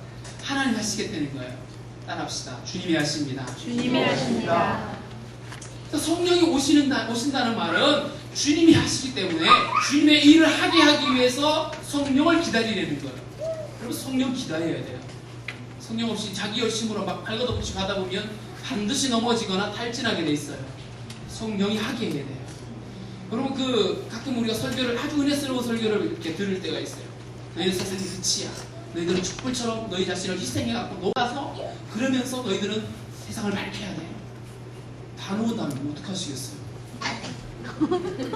어떡하시려요? 어떤 선교사님이 저한테 메일을 보냈는데 이렇게 표현을 썼어요. 우리는 우리 몸을 다 녹여서 태우는 촛불이 아니라 언제나 성령의 기름을 공급받아 태우는 등잔입니다. 이렇게 말했어요. 여러분 우리는 등잔이에요. 성령의 그 기름 부으심을 통하여 우리 안에 성령이 드러나고 하나님의 영광이 드러나는 등잔이고 통로가 되는 거예요. 성령이 일하시는 거예요. 드디어 그들이 열흘 동안 빡세게 기도했어요. 뭐를 위해서? 성령을 위해서 기도했어요. 그리고 나서 드디어 오순절날 성령이 임하시죠. 여러분 그때 어떤 일이 일어나죠? 방언이 막 나잖아요. 거기 그때 때마침 명절 때 수많은 사람들이 몰려와서 막 그 여러 곳에 흩어져 살던 그 디아스포라들이 와서 막 같이 있는데 그들이 방언을 하니까 자기들이 태어난 그 고향 방언으로. 혹시 여기서 사이판에서 태어나신 분 있으세요?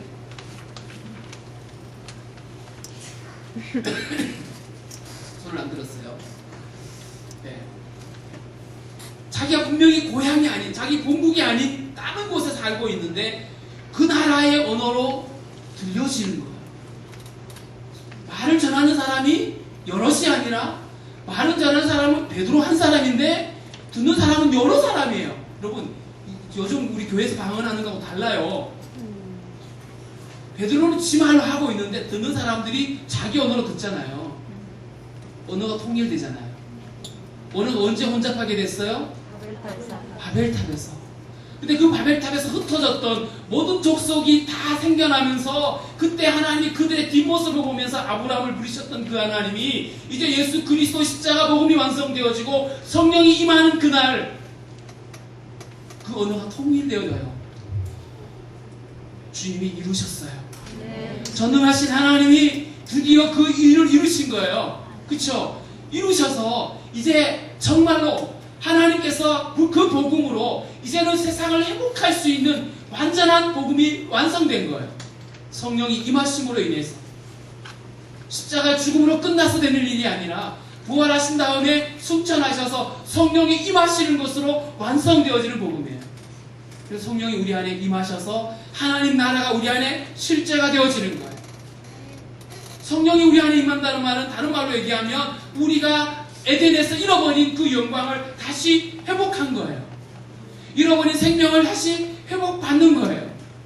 주님의 전지전능하심으로 드디어 그 일을 이루셨어요. 주님 대단하시죠. 네. 끝까지 그 열심으로, 당신의 열심으로 그 일을 이루셨어요. 자, 그런데 그 복음은 완성하셨는데 그 복음이 이제 어디까지 배달돼야 돼요? 배달돼야 되잖아요. 맞죠? 이 복음이 모든 열방한테 전해져야 되잖아요. 근데 그 전하는 과정 속에서도 하나님 당신의 열심을 포기하지 않으셨다는 사실이에요. 여러분 성령을 보내시고 제자들에게 얘기했잖아요. 예루살렘, 유대, 사마리아 땅끝까지 이르러 내 증인이 되리라. 성령을 그들에게 충만해 주시고 이들이 이제 드디어 막 은혜를 받아가지고 설교를 했더니 수많은 사람들이 회개하고 돌아와서 정말 막 세례받고 그리고 막 기적이 일어나서 병고침이 일어나고 대단한 일들이 일어나잖아요. 사도행전 2장 3장에 가보면 막 정말 엄청난 일들이 일어나잖아요. 자, 그렇게 어마어마한 일이 일어나는데 한 가지 일은 안 일어나고 있었어요. 어떤 일이죠? 복음이 유대를 떠나가지를 못하는 거예요. 복음이 유대 땅을 벗어나지를 못하는 거예요. 그래서 드디어 하나님이 한 사건을 예비하셨어요. 그 사건이 뭐예요? 스데반을 순교하게 하는 거예요.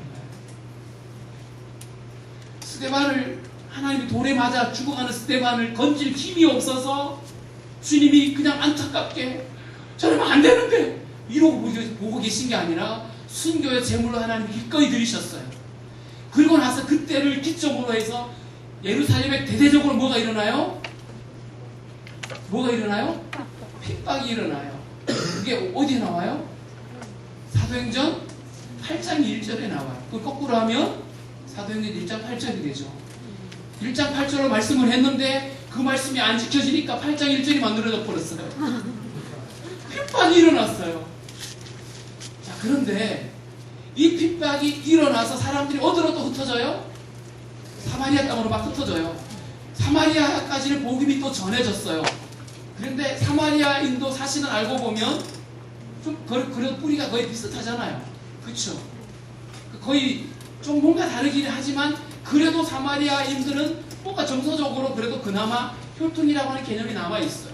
하나님의 약속의 땅이잖아요. 사마리아인들에게 전해졌어요. 그런데 복음이 어디까지 안 넘어가요? 어디까지 안 넘어가요? 이방인에까지 안 넘어가요. 왜 그랬을까요? 왜 복음이 안 넘어가는 걸까요? 무슨 일 때문이죠?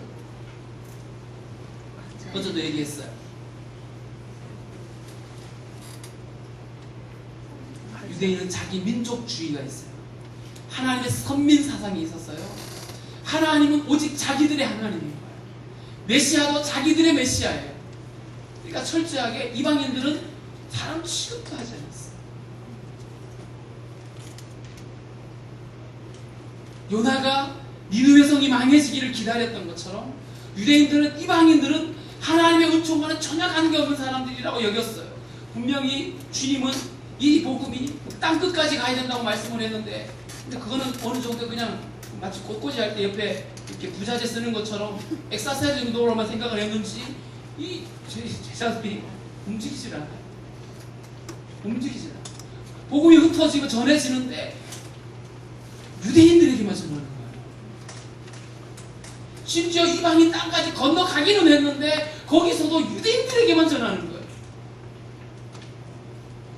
주님이 이때 성경학 학교를 열으셨어요. 관점을 바꿔야 되잖아요. 관점을 바꿔야 되는데 성경학 학교를 해서 관점을 바꾸는데 학생이 누구였냐면 베드로였어요. 그때에 가이사라라고 하는 곳에 정말 하나님을 경외하는 이방인이 하나 살고 있었는데 이름이 고시예요. 뭐죠? 고넬료였어요. 근데 이 고넬료는 하나님을 경외하는 사람이었고요. 정말 구제하는 사람이고 정말 하나님 보시기에 칭찬 들을 만한 의인이었어요. 그런데도 불구하고 그 사람에게 누가 필요해요? 예수가 필요해요. 세상 사람들이 다 칭찬을 하고 저 사람은 정말 법 없이도 살아. 이래도 그 사람에게 누가 필요해요? 예수가 필요해요. 고넬료는 하나님을 경외하고 구제하고 별짓을 다 했는데도 여전히 그에게도 예수가 필요했어요. 자, 그런데 주님이 이 고넬료에게 찾아와서 한상 중에 너 요바에 가면 그 베드로라고 하는 제자가 있으니까 사람을 보내서 정중하게 모시고 와라. 사인을 보냈어요. 하나님 경외하는 고넬료니까 사람을 보내죠. 그리고 나서 주님이 거기서만 멈추시지 않고 이번에는 곧바로 베드로를 찾아가시죠. 하늘에서 그 베드로가 기도하는 가운데 하늘에서 환상의 큰 보자기에 막 뭐가 이렇게 잔뜩 내려와요. 오, 무슨 대단한 선물인가 싶어가지고 베드로 쳐다봤는데 이게 뭐예요? 거기에는 유대인들이 정말 막 이렇게 말할 징그러운 것들이 거기 들어있는 거예요. 뱀을 되게 굉장히 싫어해요. 시골에서 자랐는데 뱀만 보면 다 물로 쳐죽여요. 징그러워 쳐죽여요. 결코 같이 못 놀아줘요. 근데 이 징그러운 게 있단 말이에요. 유대인들이 먹어서는 안 되는 부정한 음식들이 있잖아요. 막 레위기에. 근데 고기는 거기다 도시락 하나 정도는 끼워줘야 되는데 모두가 다 부정한 거야. 다 먹을 수 없는 것들. 근데 갑자기 하늘에서 베드로 먹어라 드시는 거예요. 베드로 깜짝 놀라서 저 이런 거 안 먹어요. 못 먹는 거 아시잖아요. 이렇게 말했어요. 그랬더니 다시 주님이 다시 한상을 또 보여주셔서 똑같은 베드로야 잡아먹어. 못 먹는다니까. 3번씩이라 그랬죠. 그죠? 3번씩이라 그리고 하신 말씀이 죄송합니다. 그걸 떨어뜨리려고 병원을 갔더니요. 병원에서 이렇게 말했어요. 목사님 열 있으니까 비행기 타시면 안 됩니다. 이랬어요. 열은 떨어졌는데 기침은 안 사라집니다. 풀로 아니니까 걱정하지 마세요. 베드로에게 3번씩이나 보여주고 주님이 이렇게 말씀해요. 내가 깨끗하게 한 것을 네가 더럽다고 말하냐? 내가 깨끗하게 했는데 네가 쑥대다고 말하냐? 주님이 이렇게 말씀했어요. 거기까지 이제 지금 주님이 성경학 학교를 하고 계시는데 갑자기 누가 찾아왔다는 거예요. 찾아왔대요. 그래가지고 누군가 불러봤더니 그 고넬료가 보낸 사람들이 와가지고 이러해서요 우리 주인께서 오시랬는데요. 성령이 이렇게 말해요. 베드로에게 무조건 따라가. 내가 보낸 사람이야. 그러니까는 베드로 따라가야죠. 그래서 따라갔어요. 따라가서 이렇게 말해요. 아, 왜 불렀어? 내가 유대인인데 이방인하고 같이 있는 거 율법인지 당신 알지 않소? 이렇게 말했어요. 여러분, 베드로가 지금 무슨 얘기를 했냐면, 유대인인 내가 이방인인 당신과 함께 있는 것은 무슨 일이다? 위법이다. 이거는 하나님 앞에서 율법을 깨트리는 일이다. 이렇게 말했어요. 이런 베드로가 어떻게 이방인에게 복음을 전하겠어요? 위법이다라고 생각을 하는 거예요. 그래서 고넬료가 하나님 다시 이렇게 해서 당신 보내라고 그랬는데요. 이렇게 잘 오셨습니다. 그래갖고 베드로가 그러면 하나님이 이방인에게도 뭔가 주시려는가 보네? 이러면서 복음을 막 전하기 시작하는데 하나님께서 갑자기 성령을 그들이 확 부으시는 거예요. 베드로가 깜짝 놀래요. 이방인이 성령을 받아? 놀래가지고 완전히 간접이 확 뒤집어졌어요. 성경한 학교를 확실하게 성령께서 행하셨어요. 아멘. 그리고 베드로가 돌아왔어요. 돌아왔더니 이 소식이, 이런 소식이 빨리 전해지죠? 사도들이 그 형제들이 다 보고 베드로를 막 갑자기 막 집중 공격하는 거예요. 그러니까 유대인이면서 이방인이다 같이 먹었다며? 어이구 이거 이러면서 막 흥분해가지고 막 베드로가 잠깐 흥분하지 마, 잠깐 기다려봐 이러면서 베드로가 2차 복음 성경학교를 들어가요. 거기서 막 설명을 막 해대니까 이들이 뭐라고 나중에 얘기를 하냐면, 그래? 그러면 하나님이 이방인에게도 생명을 얻는 해결을 주셨나 보네? 네. 여러분, 이들의 생각이 얼마나 꼬여있는지 아시겠죠? 얼마나 꼬여있었는지. 하나님이 이방인들에게 생명을 얻는 해결을 주셨다는 걸 상상을 못했어요. 그들을 깨우치기 위해서 주님이 무지하게 다니셨어요. 글쎄, 하나님의 열심히 이렇게 대단하세요. 성경한 학교를 열어서 베드로를 훈련시키고 베드로가 다시 성경한 학교를 해서 그 사도들을 다시 변화시켜서, 그러고 나서 어떤 일들이 일어난지 아세요? 그러면서 한편 하나님은 누구를 택하시죠? 사울을 불러내시잖아요. 예수 믿는 것들 다 잡아 죽일 거야 이러면서 돌아다니던 사울을 만나가지고 나 믿더냐? 이러면서 확 뒤집어 놓으시더니 이렇게 말씀하잖아요. 아나니아라고 하는 제자에게 가서 세례해줘라.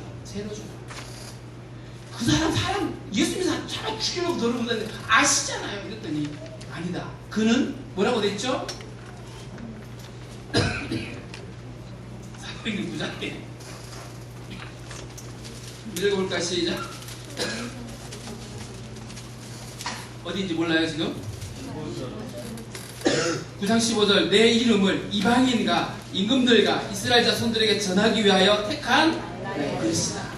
자, 이러면서 그 사도행전 13장에 가보면 그 바나바가 안디옥에 가서 복음을 전하고, 그리고 거기서 이방인들에게도 막 복음을 전하기 시작하게 돼요. 안디옥 교회가 이방인에게 복음을 전하는 전출지지가 되잖아요.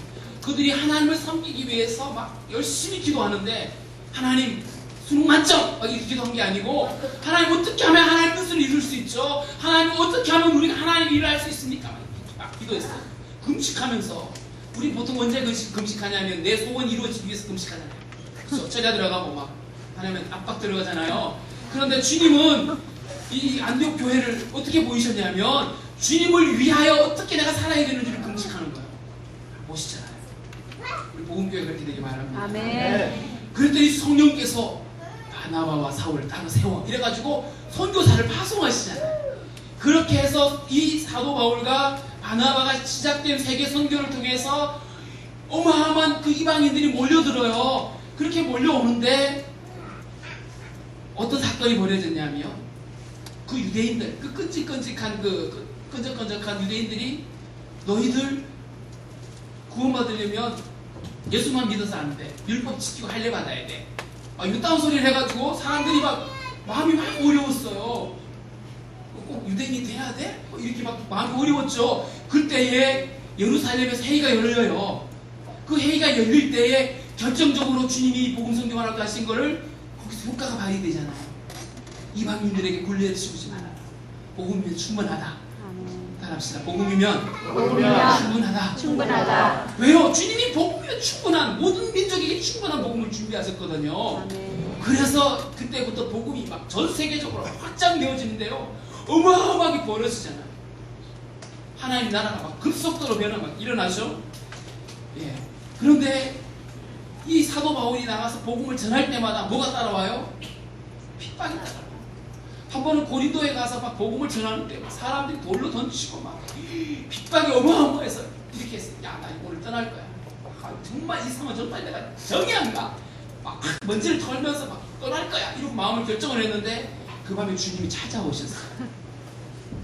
야, 사울아, 바울아, 너 여기서 담대하게 복음 전해. 여기 너 그렇게 전해. 내가 너 지켜줄 거야. 왠지 알아? 이 성에는 내 백성이 많아. 여러분, 지금 사도 바울에게 다가온 상황은 뭐냐면 금방이라도 자기를 죽일 것 같아요. 고린도전서 읽다 보면 고린도서에 편지를 쓰면서 그렇게 말했대. 그때 나 거기서 정말 죽을 뻔했다. 정말 겁났다 야. 이렇게 얘기를 해요. 근데 그 겁났던 그 고린도 도시에서 사도 바울이 한마디 얘기 들어요. 주님이 이 성에는, 이 성중에는 내 백성이 많아. 너 복음 전해. 하나님의 그 마음 하나 딱 듣고 나서는요, 그 바울이 거기서 1년 6개월을 거기 머물러서 복음을 전해요. 여러분, 하나님 마음을 가지면 이렇게 되는 거예요. 하나님의 마음, 당신의 백성, 포기할 수 없는 그 백성이 거기 있다는 얘기를 듣고 나면 못 떠나는 거예요. 이게 바울이었어요. 수없이 많은 곳을 전하죠. 1차 전도 여행이 소아시아 지역까지 갔어요. 그리고 2차 전도 여행 때 바나바가 헤어져서 신라와 함께 복음을 전하면서 1차 전도 여행 다녀왔던데 신방하러 이렇게 다니다가 그 위에 쪽으로 올라가려고 했는데 성령이 길을 막으시는 거예요. 가끔 하려고 했는데 성령이 길을 막으시는 거예요. 비행기를 타려고 했는데 막 비행기가 안 뜨는 거예요. 막 이런 식이죠. 막으시는 거예요. 그래서 기도하다가 어느 날 환상을 보는데요. 저 바다 건너 쪽에 있는 마케도냐 사람이 손짓해요. 우리 건너가라 했는 거예요. 바울이 깨달았어요. 저쪽으로 가라는 거구나. 그래서 바로 아멘하고 그 다음날 그냥 길을 떠나서 마게도냐 지역에 빌립보 성으로 들어가죠. 거기서 막 어마어마한 기적이 일어나잖아요. 맞죠? 기적 안 일어났어요? 점쟁이가 고쳐졌잖아요. 그러고 나서 어디로 들어가요? 감옥에 들어가요. 여러분, 그 감옥에 들어갔을 때 바울과 실라는 발에 착고가 이렇게 채워지고요. 막 감옥이 문이 막 이렇게 막 겹겹이 다 쌓여져 있고 파수꾼을 막 이렇게 사가지고 이러고 고쳤어요. 누가 지키는 자고 누가 메인자예요? 바울이 메인자잖아요. 맞죠? 파수꾼이 지키는 자잖아요. 근데 막 그 밤에 하나님 막 흔들어 놓으셔서 풀어놓잖아요. 그때 파수꾼이 자살하려고 그러지. 근데 야! 우리 도망 안 갔어. 조심하. 그때 파수꾼이 그렇게 말해요. 간수가 이렇게 말해요. 형제들아, 내가 어떻게 하면 구원을 얻지? 이 말이에요. 형제들아, 내가 어떻게 하면 내가 자유하지? 이렇게 말하는 거예요. 여러분, 감옥에 갇혀있는데 그들은 자유했어요. 난 그 옥에서 그들이 막 찬송하고 기도했다 그러길래 처음에는 무서웠나 보다. 우리가 무서우면 찬송 부르잖아요. 어두운 밤에 갈 때. 우리 시골에는 제가 여름에 살 때까지 전기가 안 돌았어요. 산동네 살았거든요. 물을 다 먹게 생겼네. 산동네 살아갖고 어두운 밤길에 갈 때 무서워서 찬송을 막 불렀어요. 하나님이 은혜가 돼서 부른 게 아니고 무서워서. 나는 이 감옥에서 무서워서 부른 줄 알았어요. 근데 알고 봤더니 이들은 자유인이었어요. 몸은 매여 있지만 자유인이었어요. 예수 생명 가시면 자유인이에요. 아멘. 파수꾼이 오히려, 간수가 오히려 메인자였어요.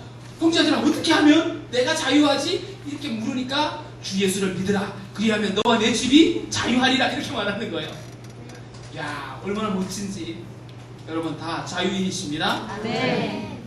바울이 복음을 전하는데요. 여기 마게도냐에 멈춰있지 않고 그 밑에 보면 아가야 지역으로 가요. 아가야. 거기는 그 요즘으로 보면 이 그리스 그 근처에 그리스 근처 그쪽으로 내려가서 또 거기서 막 복음을 막 전해요. 교회를 쓰고 난리를 치죠. 그리고 돌아와요. 그리고 3차 전도 여행을 또 하죠. 그리고 나중에 그 바울에게 어떤 소망이 있어요? 나는 어디를 가야 된다? 로마로 가야 된다. 로마. 왜냐하면 그 당시에 로마는 세계 중심이었어요. 로마를 하나님 보내시죠. 어떻게 해서 가죠? 제수로 가잖아요. 왜 복음을 전하는데 왜 제수로 보내시냐고. 근데 여러분 기억하십시오.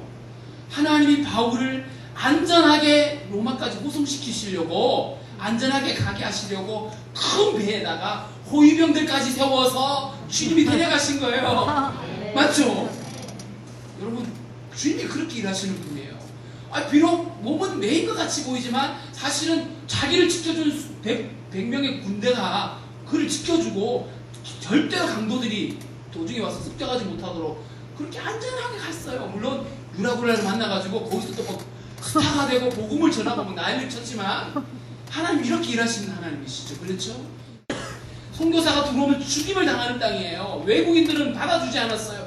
이런 땅에 복음의 문이 열리라고 하나님의 거룩한 백성들이 중보 기도를 했어요. 우리가 지금 열방 기도하는 것처럼 조선 땅을 위해서 기도했어요. 그렇게 기도했더니 1882년도에 드디어 이 조선이 미국과 조약을 맺고요, 러시아와 조약을 맺고, 영국과 조약을 맺고, 프랑스와 조약을 맺어요. 문이 열렸어요. 상인들이 들어오기 시작했어요. 근데 아직 상인들은 들어왔지만 누가 못 들어왔냐면 선교사는 아직 금지되고 있었어요. 그런데요, 여러분, 선교사들이 누굽니까? 아버지 마음을 가진 자들이잖아요. 그래서 이 조선 땅, 그때 막 얼마나 지저분한 곳이었는지, 제가 1960년대에 태어났는데 그때만 해도 굉장히 지저분했어요. 하여튼 고무신, 검정 고무신 신고요. 하여튼 거시겠어요. 여기도 막 떠덕떠덕. 여러분 잘 모를 거예요. 때를 저는 돌멩이로 밀었어요. 1년에 한 번. 이런 데 살았다니까요. 그러니까 우리 얼마나 미개인인지 이게 아실 거예요. 우리 어르신들은. 그러니까 우리 굉장히 참 지저분하게 살았고요. 그러다 보니까 전염병이 너무너무 많았어요. 그런 이 조선 땅에 뭘 먹고 살려고 사람들이 찾아오겠어요. 이 땅에 외국 공간이 들어오고 나니까 이 공간들하고 뭐가 통하려면 뭐가 있어야 되잖아. 통역사가 있어야 되잖아. 영어 선생님이 필요하잖아요. 근데 그 영어 선생님이 누구였냐면 다 선교사였어요. 일본에 건너갔다가 일본에 와 있는 서양 그 의료 선교사들이 막 그 서양 의료 기술을 막 가지고 막 사람들 고치는 거 보고 나서, 그래서 나라를 사랑하는 사람이 황제에게 와서, 우리 왕에게 와서 우리에게도 서양 의사들을 좀 초대합시다. 근데 누가 오겠어요? 이 더러운 땅에, 이 사이판 말고 저 조선 땅에 누가 오겠어요? 하나님의 마음을 가진 자들이 오는 거예요. 선교사들이 내가 가겠습니다. 여러분, 그 중에 한 명, 가장 먼저 내가 조선 땅을 위해서 의료 선교로서 가겠습니다 했던 사람이 헤론이라고 하는 사람인데요. 지금 저기 용산에 가면 국립중앙박물관이 있어요. 거기 가보면 헤론 선교사의 가족들이 그 고종 황제로부터 하사받았던 편풍을 거기다가 전시해놨어요. 고종 황제의 시의가 된 거예요. 의사가 된 거예요. 주치의가 된 거예요. 근데 이 헤론 선교사가 공부를 너무 잘했대요. 개교 이래 최대로 공부를 제일 잘했대요. 근데 공부를 너무 잘하니까 학교에서 당신 남아서 교수가 되주십시오. 장대가 보장이 돼 있었어요. 근데 하나님의 마음이, 조선 땅을 향한 하나님의 마음이 부어지니까 그런 성공 스토리는 이제 끝난 거예요. 그렇죠? 그래서 그가 자기 애인이 만류함에도 불구하고 조선을 향해서 왔다는 것 같아요. 그분이요, 최초로 이 땅에서 선교사로 오셔서, 물론 최초 선교사는 이렇게 다른 분이 먼저 들어왔어요. 일본에서 잠깐 머물렀어요. 왜냐하면 우리 국내에 갑신정변이라고 하는 사태가 일어나가지고 그때 잠깐 일본에 머물러 있었어요. 그리고 나서 우리 땅에는 그 미국 공간의 의사였던 알렌이 먼저 들어와서 우리 선교를 하다가 갑신정변 때 민용이기가 다친 칼에 맞았으니까, 칼에 맞았는데 침 맞아갖고 될까요? 뜸 떠서 될까요? 안 되잖아요. 죽어가는 민영이기를 살려놨어요. 살려놨더니 황제가 너무너무 기쁘잖아. 민비의 조카예요, 민영이기가. 살려놨더니 너무너무 기뻐서 강혜원을 지어놓고 병원을 지어줬어요. 그때부터 이 의사들이 이 우리나라 조정과 너무너무 친한 관계가 되었어요. 그때 들어온 영어 선생님들이 다 선교사였어요. 우리 황제가요, 일본이 그렇게 막 핍박을 할 때 선교사들을 너무 많이 믿었어요. 나중에 선교사들이 거총을 차고 황제를 지키는 사건도 있었더라고요. 이만큼 우리 조정이 선교사들을 신뢰했더라고요. 아무튼 이 땅에 온 사람들이 어마어마한 일들을 행했어요. 언더우드 들어왔죠. 아펜셀러 들어왔죠. 그리고 헤론이 들어왔어. 헤론이 5년인가 있다가 죽어요. 그리고 나서 이 땅에 묻혀지는데 그 땅에 묻혀진 땅이 양아지네요. 양아지 가보신 분 있으세요? 선교사 묘지. 혹시 국내 들어와서 양아지 가고 싶으면 저한테 전화하세요. 제가 안내해드릴게요. 양아지 그냥 가면 묘지만 보여요. 근데 거기 가보면 거기에 이 땅에 하나님께서 조선 땅을 향해서 하나님의 그 마음을 가진 자들을 보내셨는데 하나님의 열심을 가지고 온 그 사람들, 그 땅에 뼈를 묻고요, 자기의 자식들을 거기다 묻고요, 어마어마한 일들을 해놨어요. 학교를 세웠어요. 웬만한 잘나가는 인류대학 거의 다 선교사들이 시작했어요. 수많은 성각자들을 깨우쳤고요, 민족주의자들을 만들어냈고요, 병원을 세웠어요. 수많은 병원들이, 의사들이 그렇게, 우리 선교사들 본국에서 막 헌금해가지고 병원을 세워주고요, 너무너무 많은 일들을 했어요. 양아진에 갔더니 거기 가면 지금 그 100주년 기념교회가 있어요. 그 기념교회에서 자원봉사자들이 그 양아진에 와서 어마어마한 일들을, 정말 고귀한 일들을 했던 선교사들의 업적을 막 설명을 해요. 자원봉사로 설명을 해줘요. 하나 아쉬웠어요. 그분들이 대단한 일들을 했잖아요. 대단한 업적을 남겼잖아요. 그런데 그렇게 그들을 이 땅에, 조선 땅에 가게 했던 하나님의 마음과 하나님의 열심은 이들이 얘기를 안 하더라고요. 거기서 가장 우리가 주목하고 봐야 될 것은 바로 아버지의 열심이에요. 아멘. 이들을 보내신 하나님의 열심을 봐야 되는 거예요. 아멘. 그 열심을 우리가 가져야 되는 거예요. 아멘.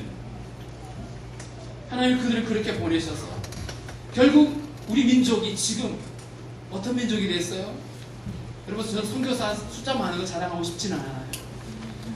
그럼에도 불구하고 하나님 우리 민족 복 주셔서요, 수많은 교회를 세우시고 수많은 하나님 백성들을 세워서 복음의 통로로 지금 삼으시고 있잖아요.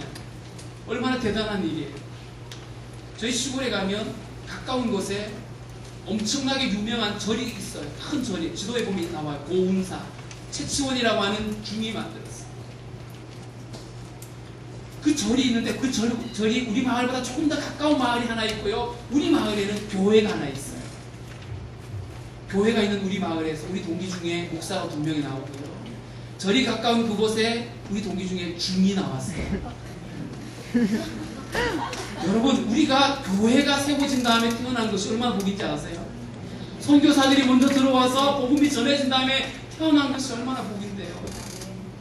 여러분도 동일하게 복의 통로가 될 수 있기를 바랍니다. 아멘. 요한계시록 잠깐 얘기하고 이제 마무리를 하겠습니다. 창세기는 세상이 어떻게 시작되어졌는지, 사람들을 하나님 어떻게 어떤 존재로 만드셨는지를 하나님이 창세기를 통해서 상세하게 말했어요. 민족이 어떻게 시작되었고, 죄가 어떻게 들어왔고, 하나님의 마음이 어떻게 시작되어졌는지 창세기를 보면 너무나 많은 시작들이 거기 기록되어 있어요. 그런데 그러면 시작을 알면 뭘 알아야 돼요? 그렇죠, 끝을 알아야 돼요. 끝을 모르면, 드라마를 보다가 끝을 못 보면 궁금하죠. 세상의 끝을 알아야 되잖아요. 여러분, 계시록 잘 아세요?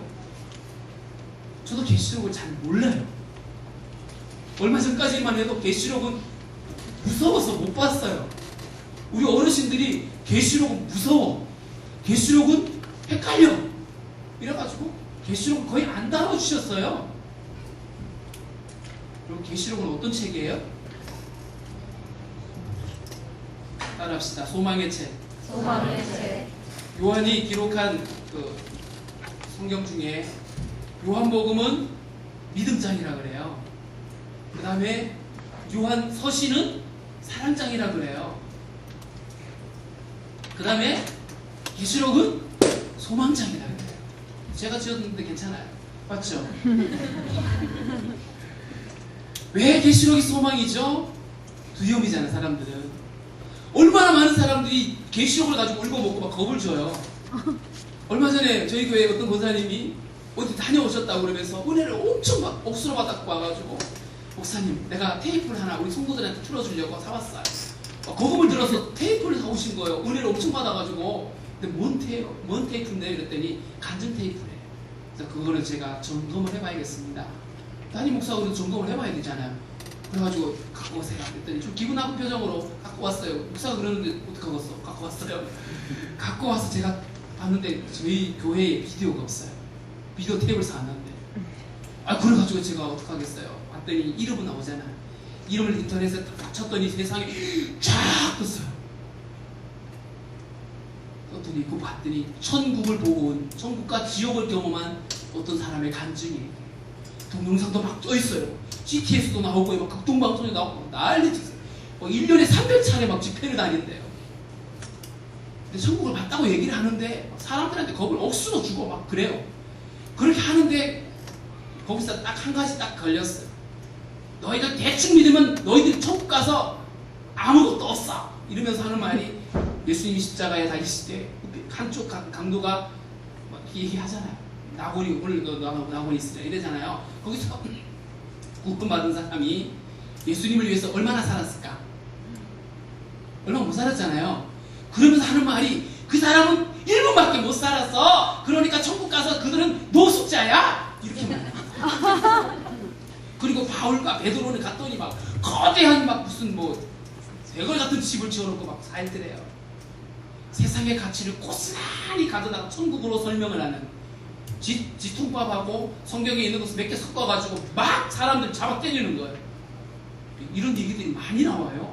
계시록을 사람들이 잘 모르니까 그냥 헷갈려 하니까 그냥 막 이다들이 어디에서 나오냐면 다 여기서 나오죠. 이단들이 주로 써먹는 데가 에스겔서, 다니엘서, 계시록 이거예요. 거기 보면 묵시들이 나오잖아요. 어렵다고 해요. 간략하게 요한계시록을 설명을 하겠습니다. 요한계시록은 하나님께서 창세기로부터 시작해서 열심히 달려오신 당신의 그 끝을 어떻게 결말 내릴 것인가를 기록해놨어요. 여기서 두 주제가 등장하는데, 한 주제는 교회예요. 또 한 주제는 교회와 반대편에 서 있는 세상이에요. 교회는 구원을 받고, 세상은 뭐 받아요? 심판을 받아요. 요한계시록의 결론이 하나님의 구원을 받게 되어지는 교회와 심판을 당할 세상을 딱 나누어놨어요. 자, 그런데 요한계시록에 보면 두 종류의 교회가 나오는데, 한 종류의 교회는 불완전한 교회예요. 계시록 2장 3장에 보면 소아시아 7 교회들이 나오죠. 소아시아 7 교회는 그 당시에 소아시아에 있던 교회인데요, 주님이 왜 그 교회만 말씀을 하셨냐면, 그 교회들의 모습이 전 세계에 있는 모든 교회들의 모습을 다 담아놓은 거예요. 어떤 교회는 이게 부족하고, 어떤 교회는 이게 부족하고, 다 뭔가 좀 부족한 교회들이에요.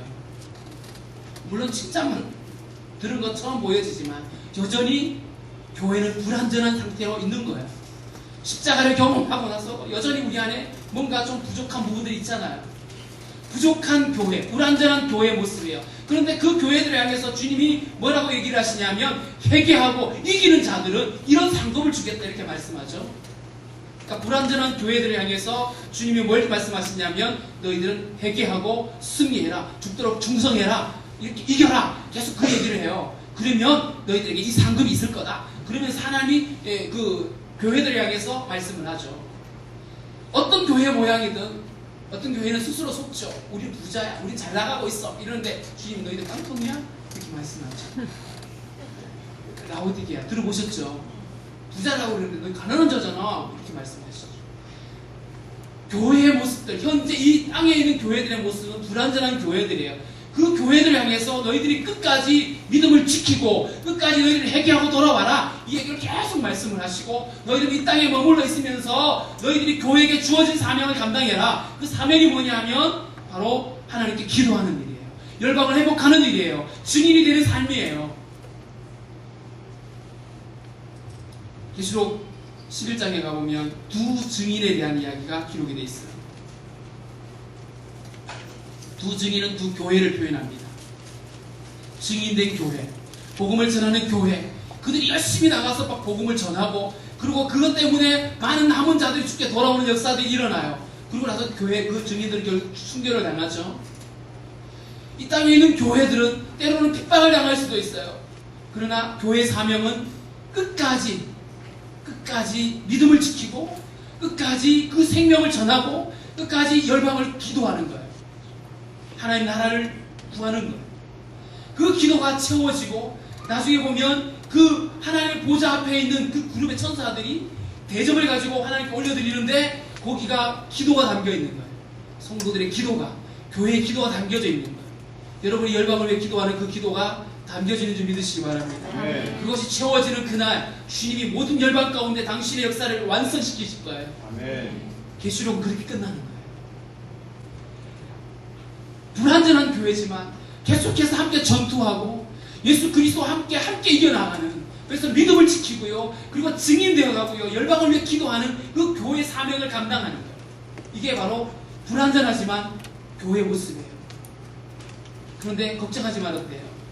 이 예수 그리스도 안에 이미 교회가 되어진 자들에게 요한계시록에 기록되어져 있는 이 심판은 결국 교회에게 임할 심판이 아니라는 사실이에요. 이 요한계시록에 기록되어진 심판은 모든 세상에게 내려질 심판이에요. 하나님이 없는 자들, 예수 그리스도 밖에 있는 자들에게 내려질 심판들이에요. 어떤 심판들이 나오죠? 많이 나와요. 7 인, 7 나팔, 7 대접. 한 번 막 그냥 인을 떼니까 막 3분의 1이 막 4분의 1이 막 망해.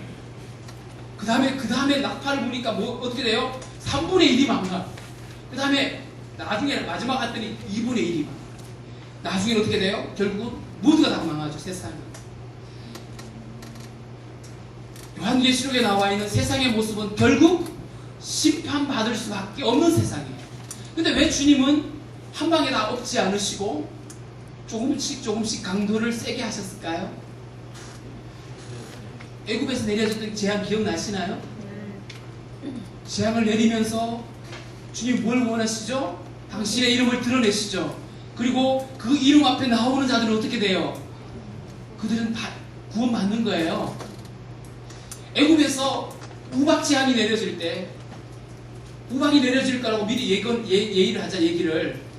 그때의 그 얘기를 귀담아 듣고 믿은 사람들은요, 자기 집에 가축과 종들을 집안으로 들여요.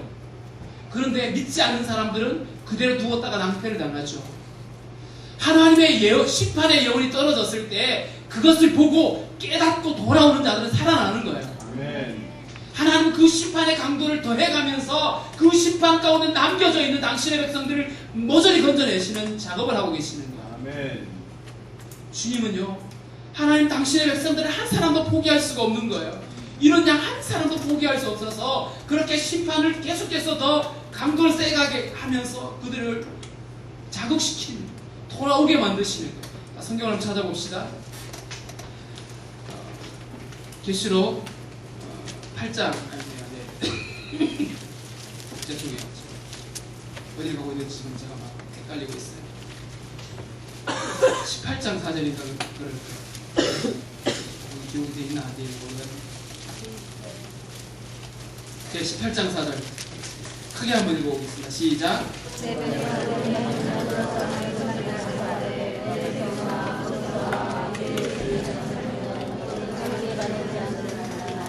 거기서 주님 뭐라고 말씀해요? 내 백성아, 거기서 나와 그 죄에 참여하지 말고 그들이 받을 재앙을 받지 말아라.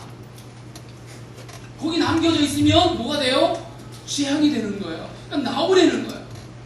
세상에 속할 것이냐, 교회에 속할 것인가. 중간 단계는 없어요. 다리 양다리 거치는 건 없어요. 그날에 반드시 결론 내야 돼요. 어느 쪽에? 어느 쪽이든 그럴 수는 없어요. 그렇죠? 교회 쪽에다 결론 내야 돼요. 아멘? 교회 쪽으로 나와야죠. 그날에 오늘 새벽에 우리 목사님 말씀 전하시는데 그날이 언제인지 아세요? 이거 복음도 아직 다 안 전해졌는데 뭐 아직 많이 남았네. 안심하지 마십시오. 개인의 종말은 언제 올지 몰라요. 그러니까 오늘 우리는 어디 서 있어야 돼요? 교회에 서 있어야 돼요. 오늘 우리는 교회 쪽에 서 있어야 된다고요. 오늘 하나님의 말씀이 우리에게 전해지는 이 순간에 우리가 교회 편에 서 있어야 돼요. 네. 나중에 가서 이건 하나님 속이는 행위예요. 스스로 속는 행위죠. 우리는 교회 편에 서야 돼요. 거기는 심판이 없어요. 요한계시록에 보면요, 세상은 어떤 것이냐면 큰 성 바벨론으로 묘사가 되고 있어요. 여러분, 세상의 가치는 큰 거, 많아지는 거, 높아지는 거, 유명해지는 거 이거예요. 제가 2007년도에 티벳에 갔는데 거기서 자랑하는 게 뭐냐면 불상을 자랑하는데 불상이 큰 걸 자랑하고요, 불상이 많은 걸 자랑하더라고요. 근데 교회는 뭘 자랑하죠? 교회는 뭘 자랑해요? 숫자, 헌금, 재정. 그럼 뭐가 달라요? 교회는 뭘 자랑해야 돼요? 예수. 다른 말로 표현하면 우리 안에 거룩을 자랑해야 돼요. 왜냐하면 우리를 거룩한 신부로 삼았으니까. 여러분, 우리를 창기였던 우리들을 당신의 아들의 피값 주어서 사서 우리를 신부로 삼았어요. 그러니까 우리의 존재의 특성은 거룩이에요. 그래서 거룩한 성 예루살렘이 내려와요. 어린 양의 신부가 내려온다 그랬는데 봤더니 거룩한 성 예루살렘이 내려오는데 그게 교회의 모습이에요. 천상의 교회의 모습, 완전한 교회의 모습, 예수 그리스도로 말미암아 완성되어진 교회의 모습이 마지막 날에 내려오는 거예요. 요한계시록 그 20장에 21장에 가보면 그 어마어마한 천국의 모습들이 그리스도 안에서 완성되어져서 우리에게 가장 아름다운 행복으로 주어지는 거예요. 믿으시죠?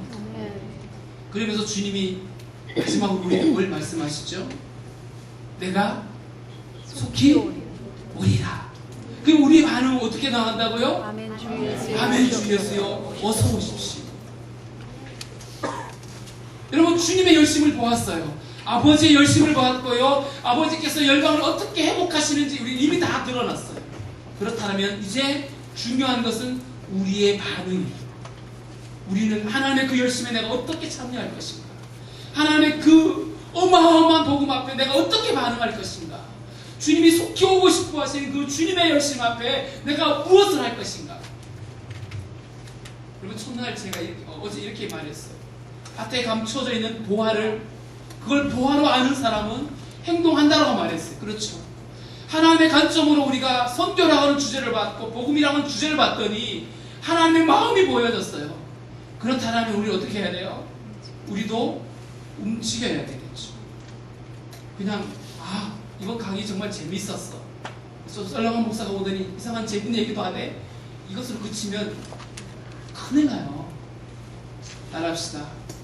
진리 안에 결론 내봅시다. 내봅시다. 사투리예요. 진리 안에 결론을 내버리자고요. 네. 더 이상 우리에게는 다른 선택이 없어요. 하나님의 마음이 여러분 안에 함께 부어진 거예요. 하나님의 생명이 여러분에게 주어진 거예요. 그러면 그 생명으로 살아가는 거예요.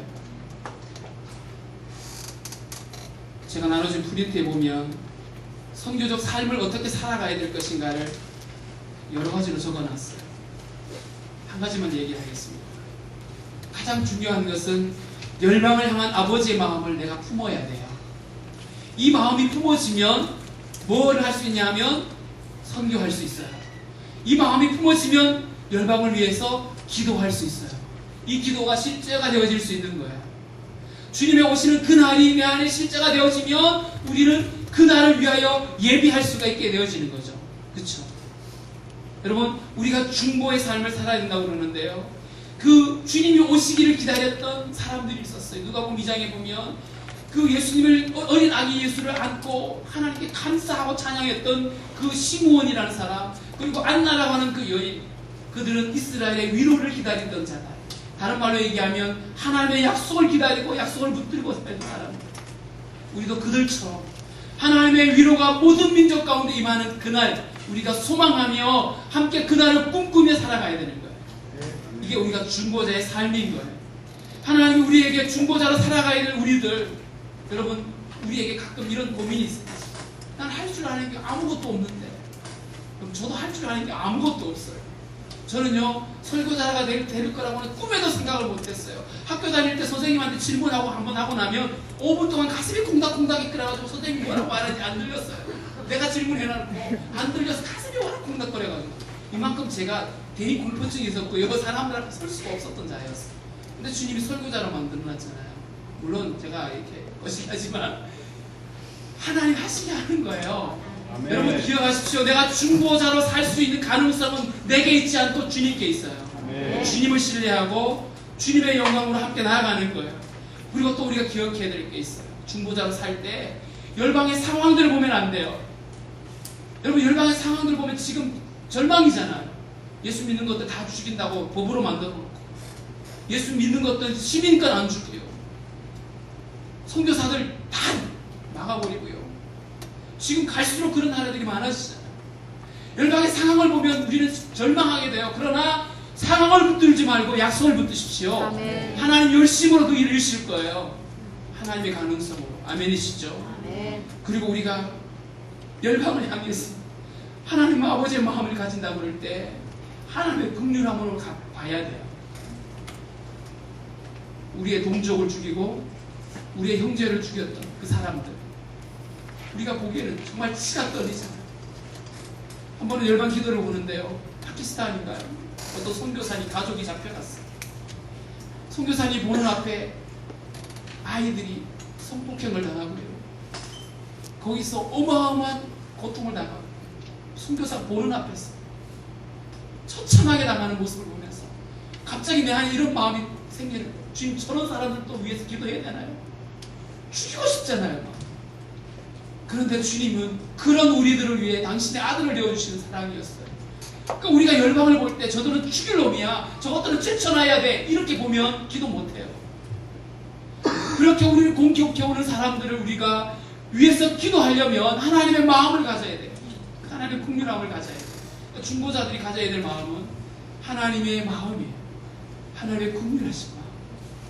한 번도 변함이 없는 그 영원하신 긍휼함으로 우리가 그들을 바라볼 때 우리 그들 위해 기도할 수 있어요. 아버지의 마음을 가진 자, 그렇게 살아갈 때 우리는 주님의 나라와 의를 구하고 초점 집중해서 우리가 달려가야 될 길이 무엇인지, 교회에게 맡겨진 사명이 무엇인지 우리는 붙들 수가 있어요. 아멘. 이번 복음 선교학교에 정말 여러분 잘 오셨어요. 여러분의 마음속에 이 하나님의 마음이 부어지고 우리를 그렇게 창기를 변해서 신부로 삼아서 우리에게 생명을 담아주시고 생명을 나누는 축복의 통로로 삼으신 그 하나님 사랑 앞에 한번 감사하며 기도했으면 좋겠습니다. 하나님, 내가 무엇을 할 수 있어서가 아니라 오직 주님의 당신의 그 열심으로, 당신의 그 열정으로 나를, 창기되었던 나를 하나님 당신의 아들 내어 십자가에 내어주고 나를 구속하셔서 나로 하여금 거룩한 신부로 생명을 나누는 통로로 삼아주시면 감사합니다. 이제 내만 끌어안고 살지 않겠습니다. 열방을 향해 내가 전하는 자, 생명의 떡을 떼어져 나눠주는 성만찬의 삶으로 살아가겠습니다. 함께 고백하며 함께 기도하겠습니다.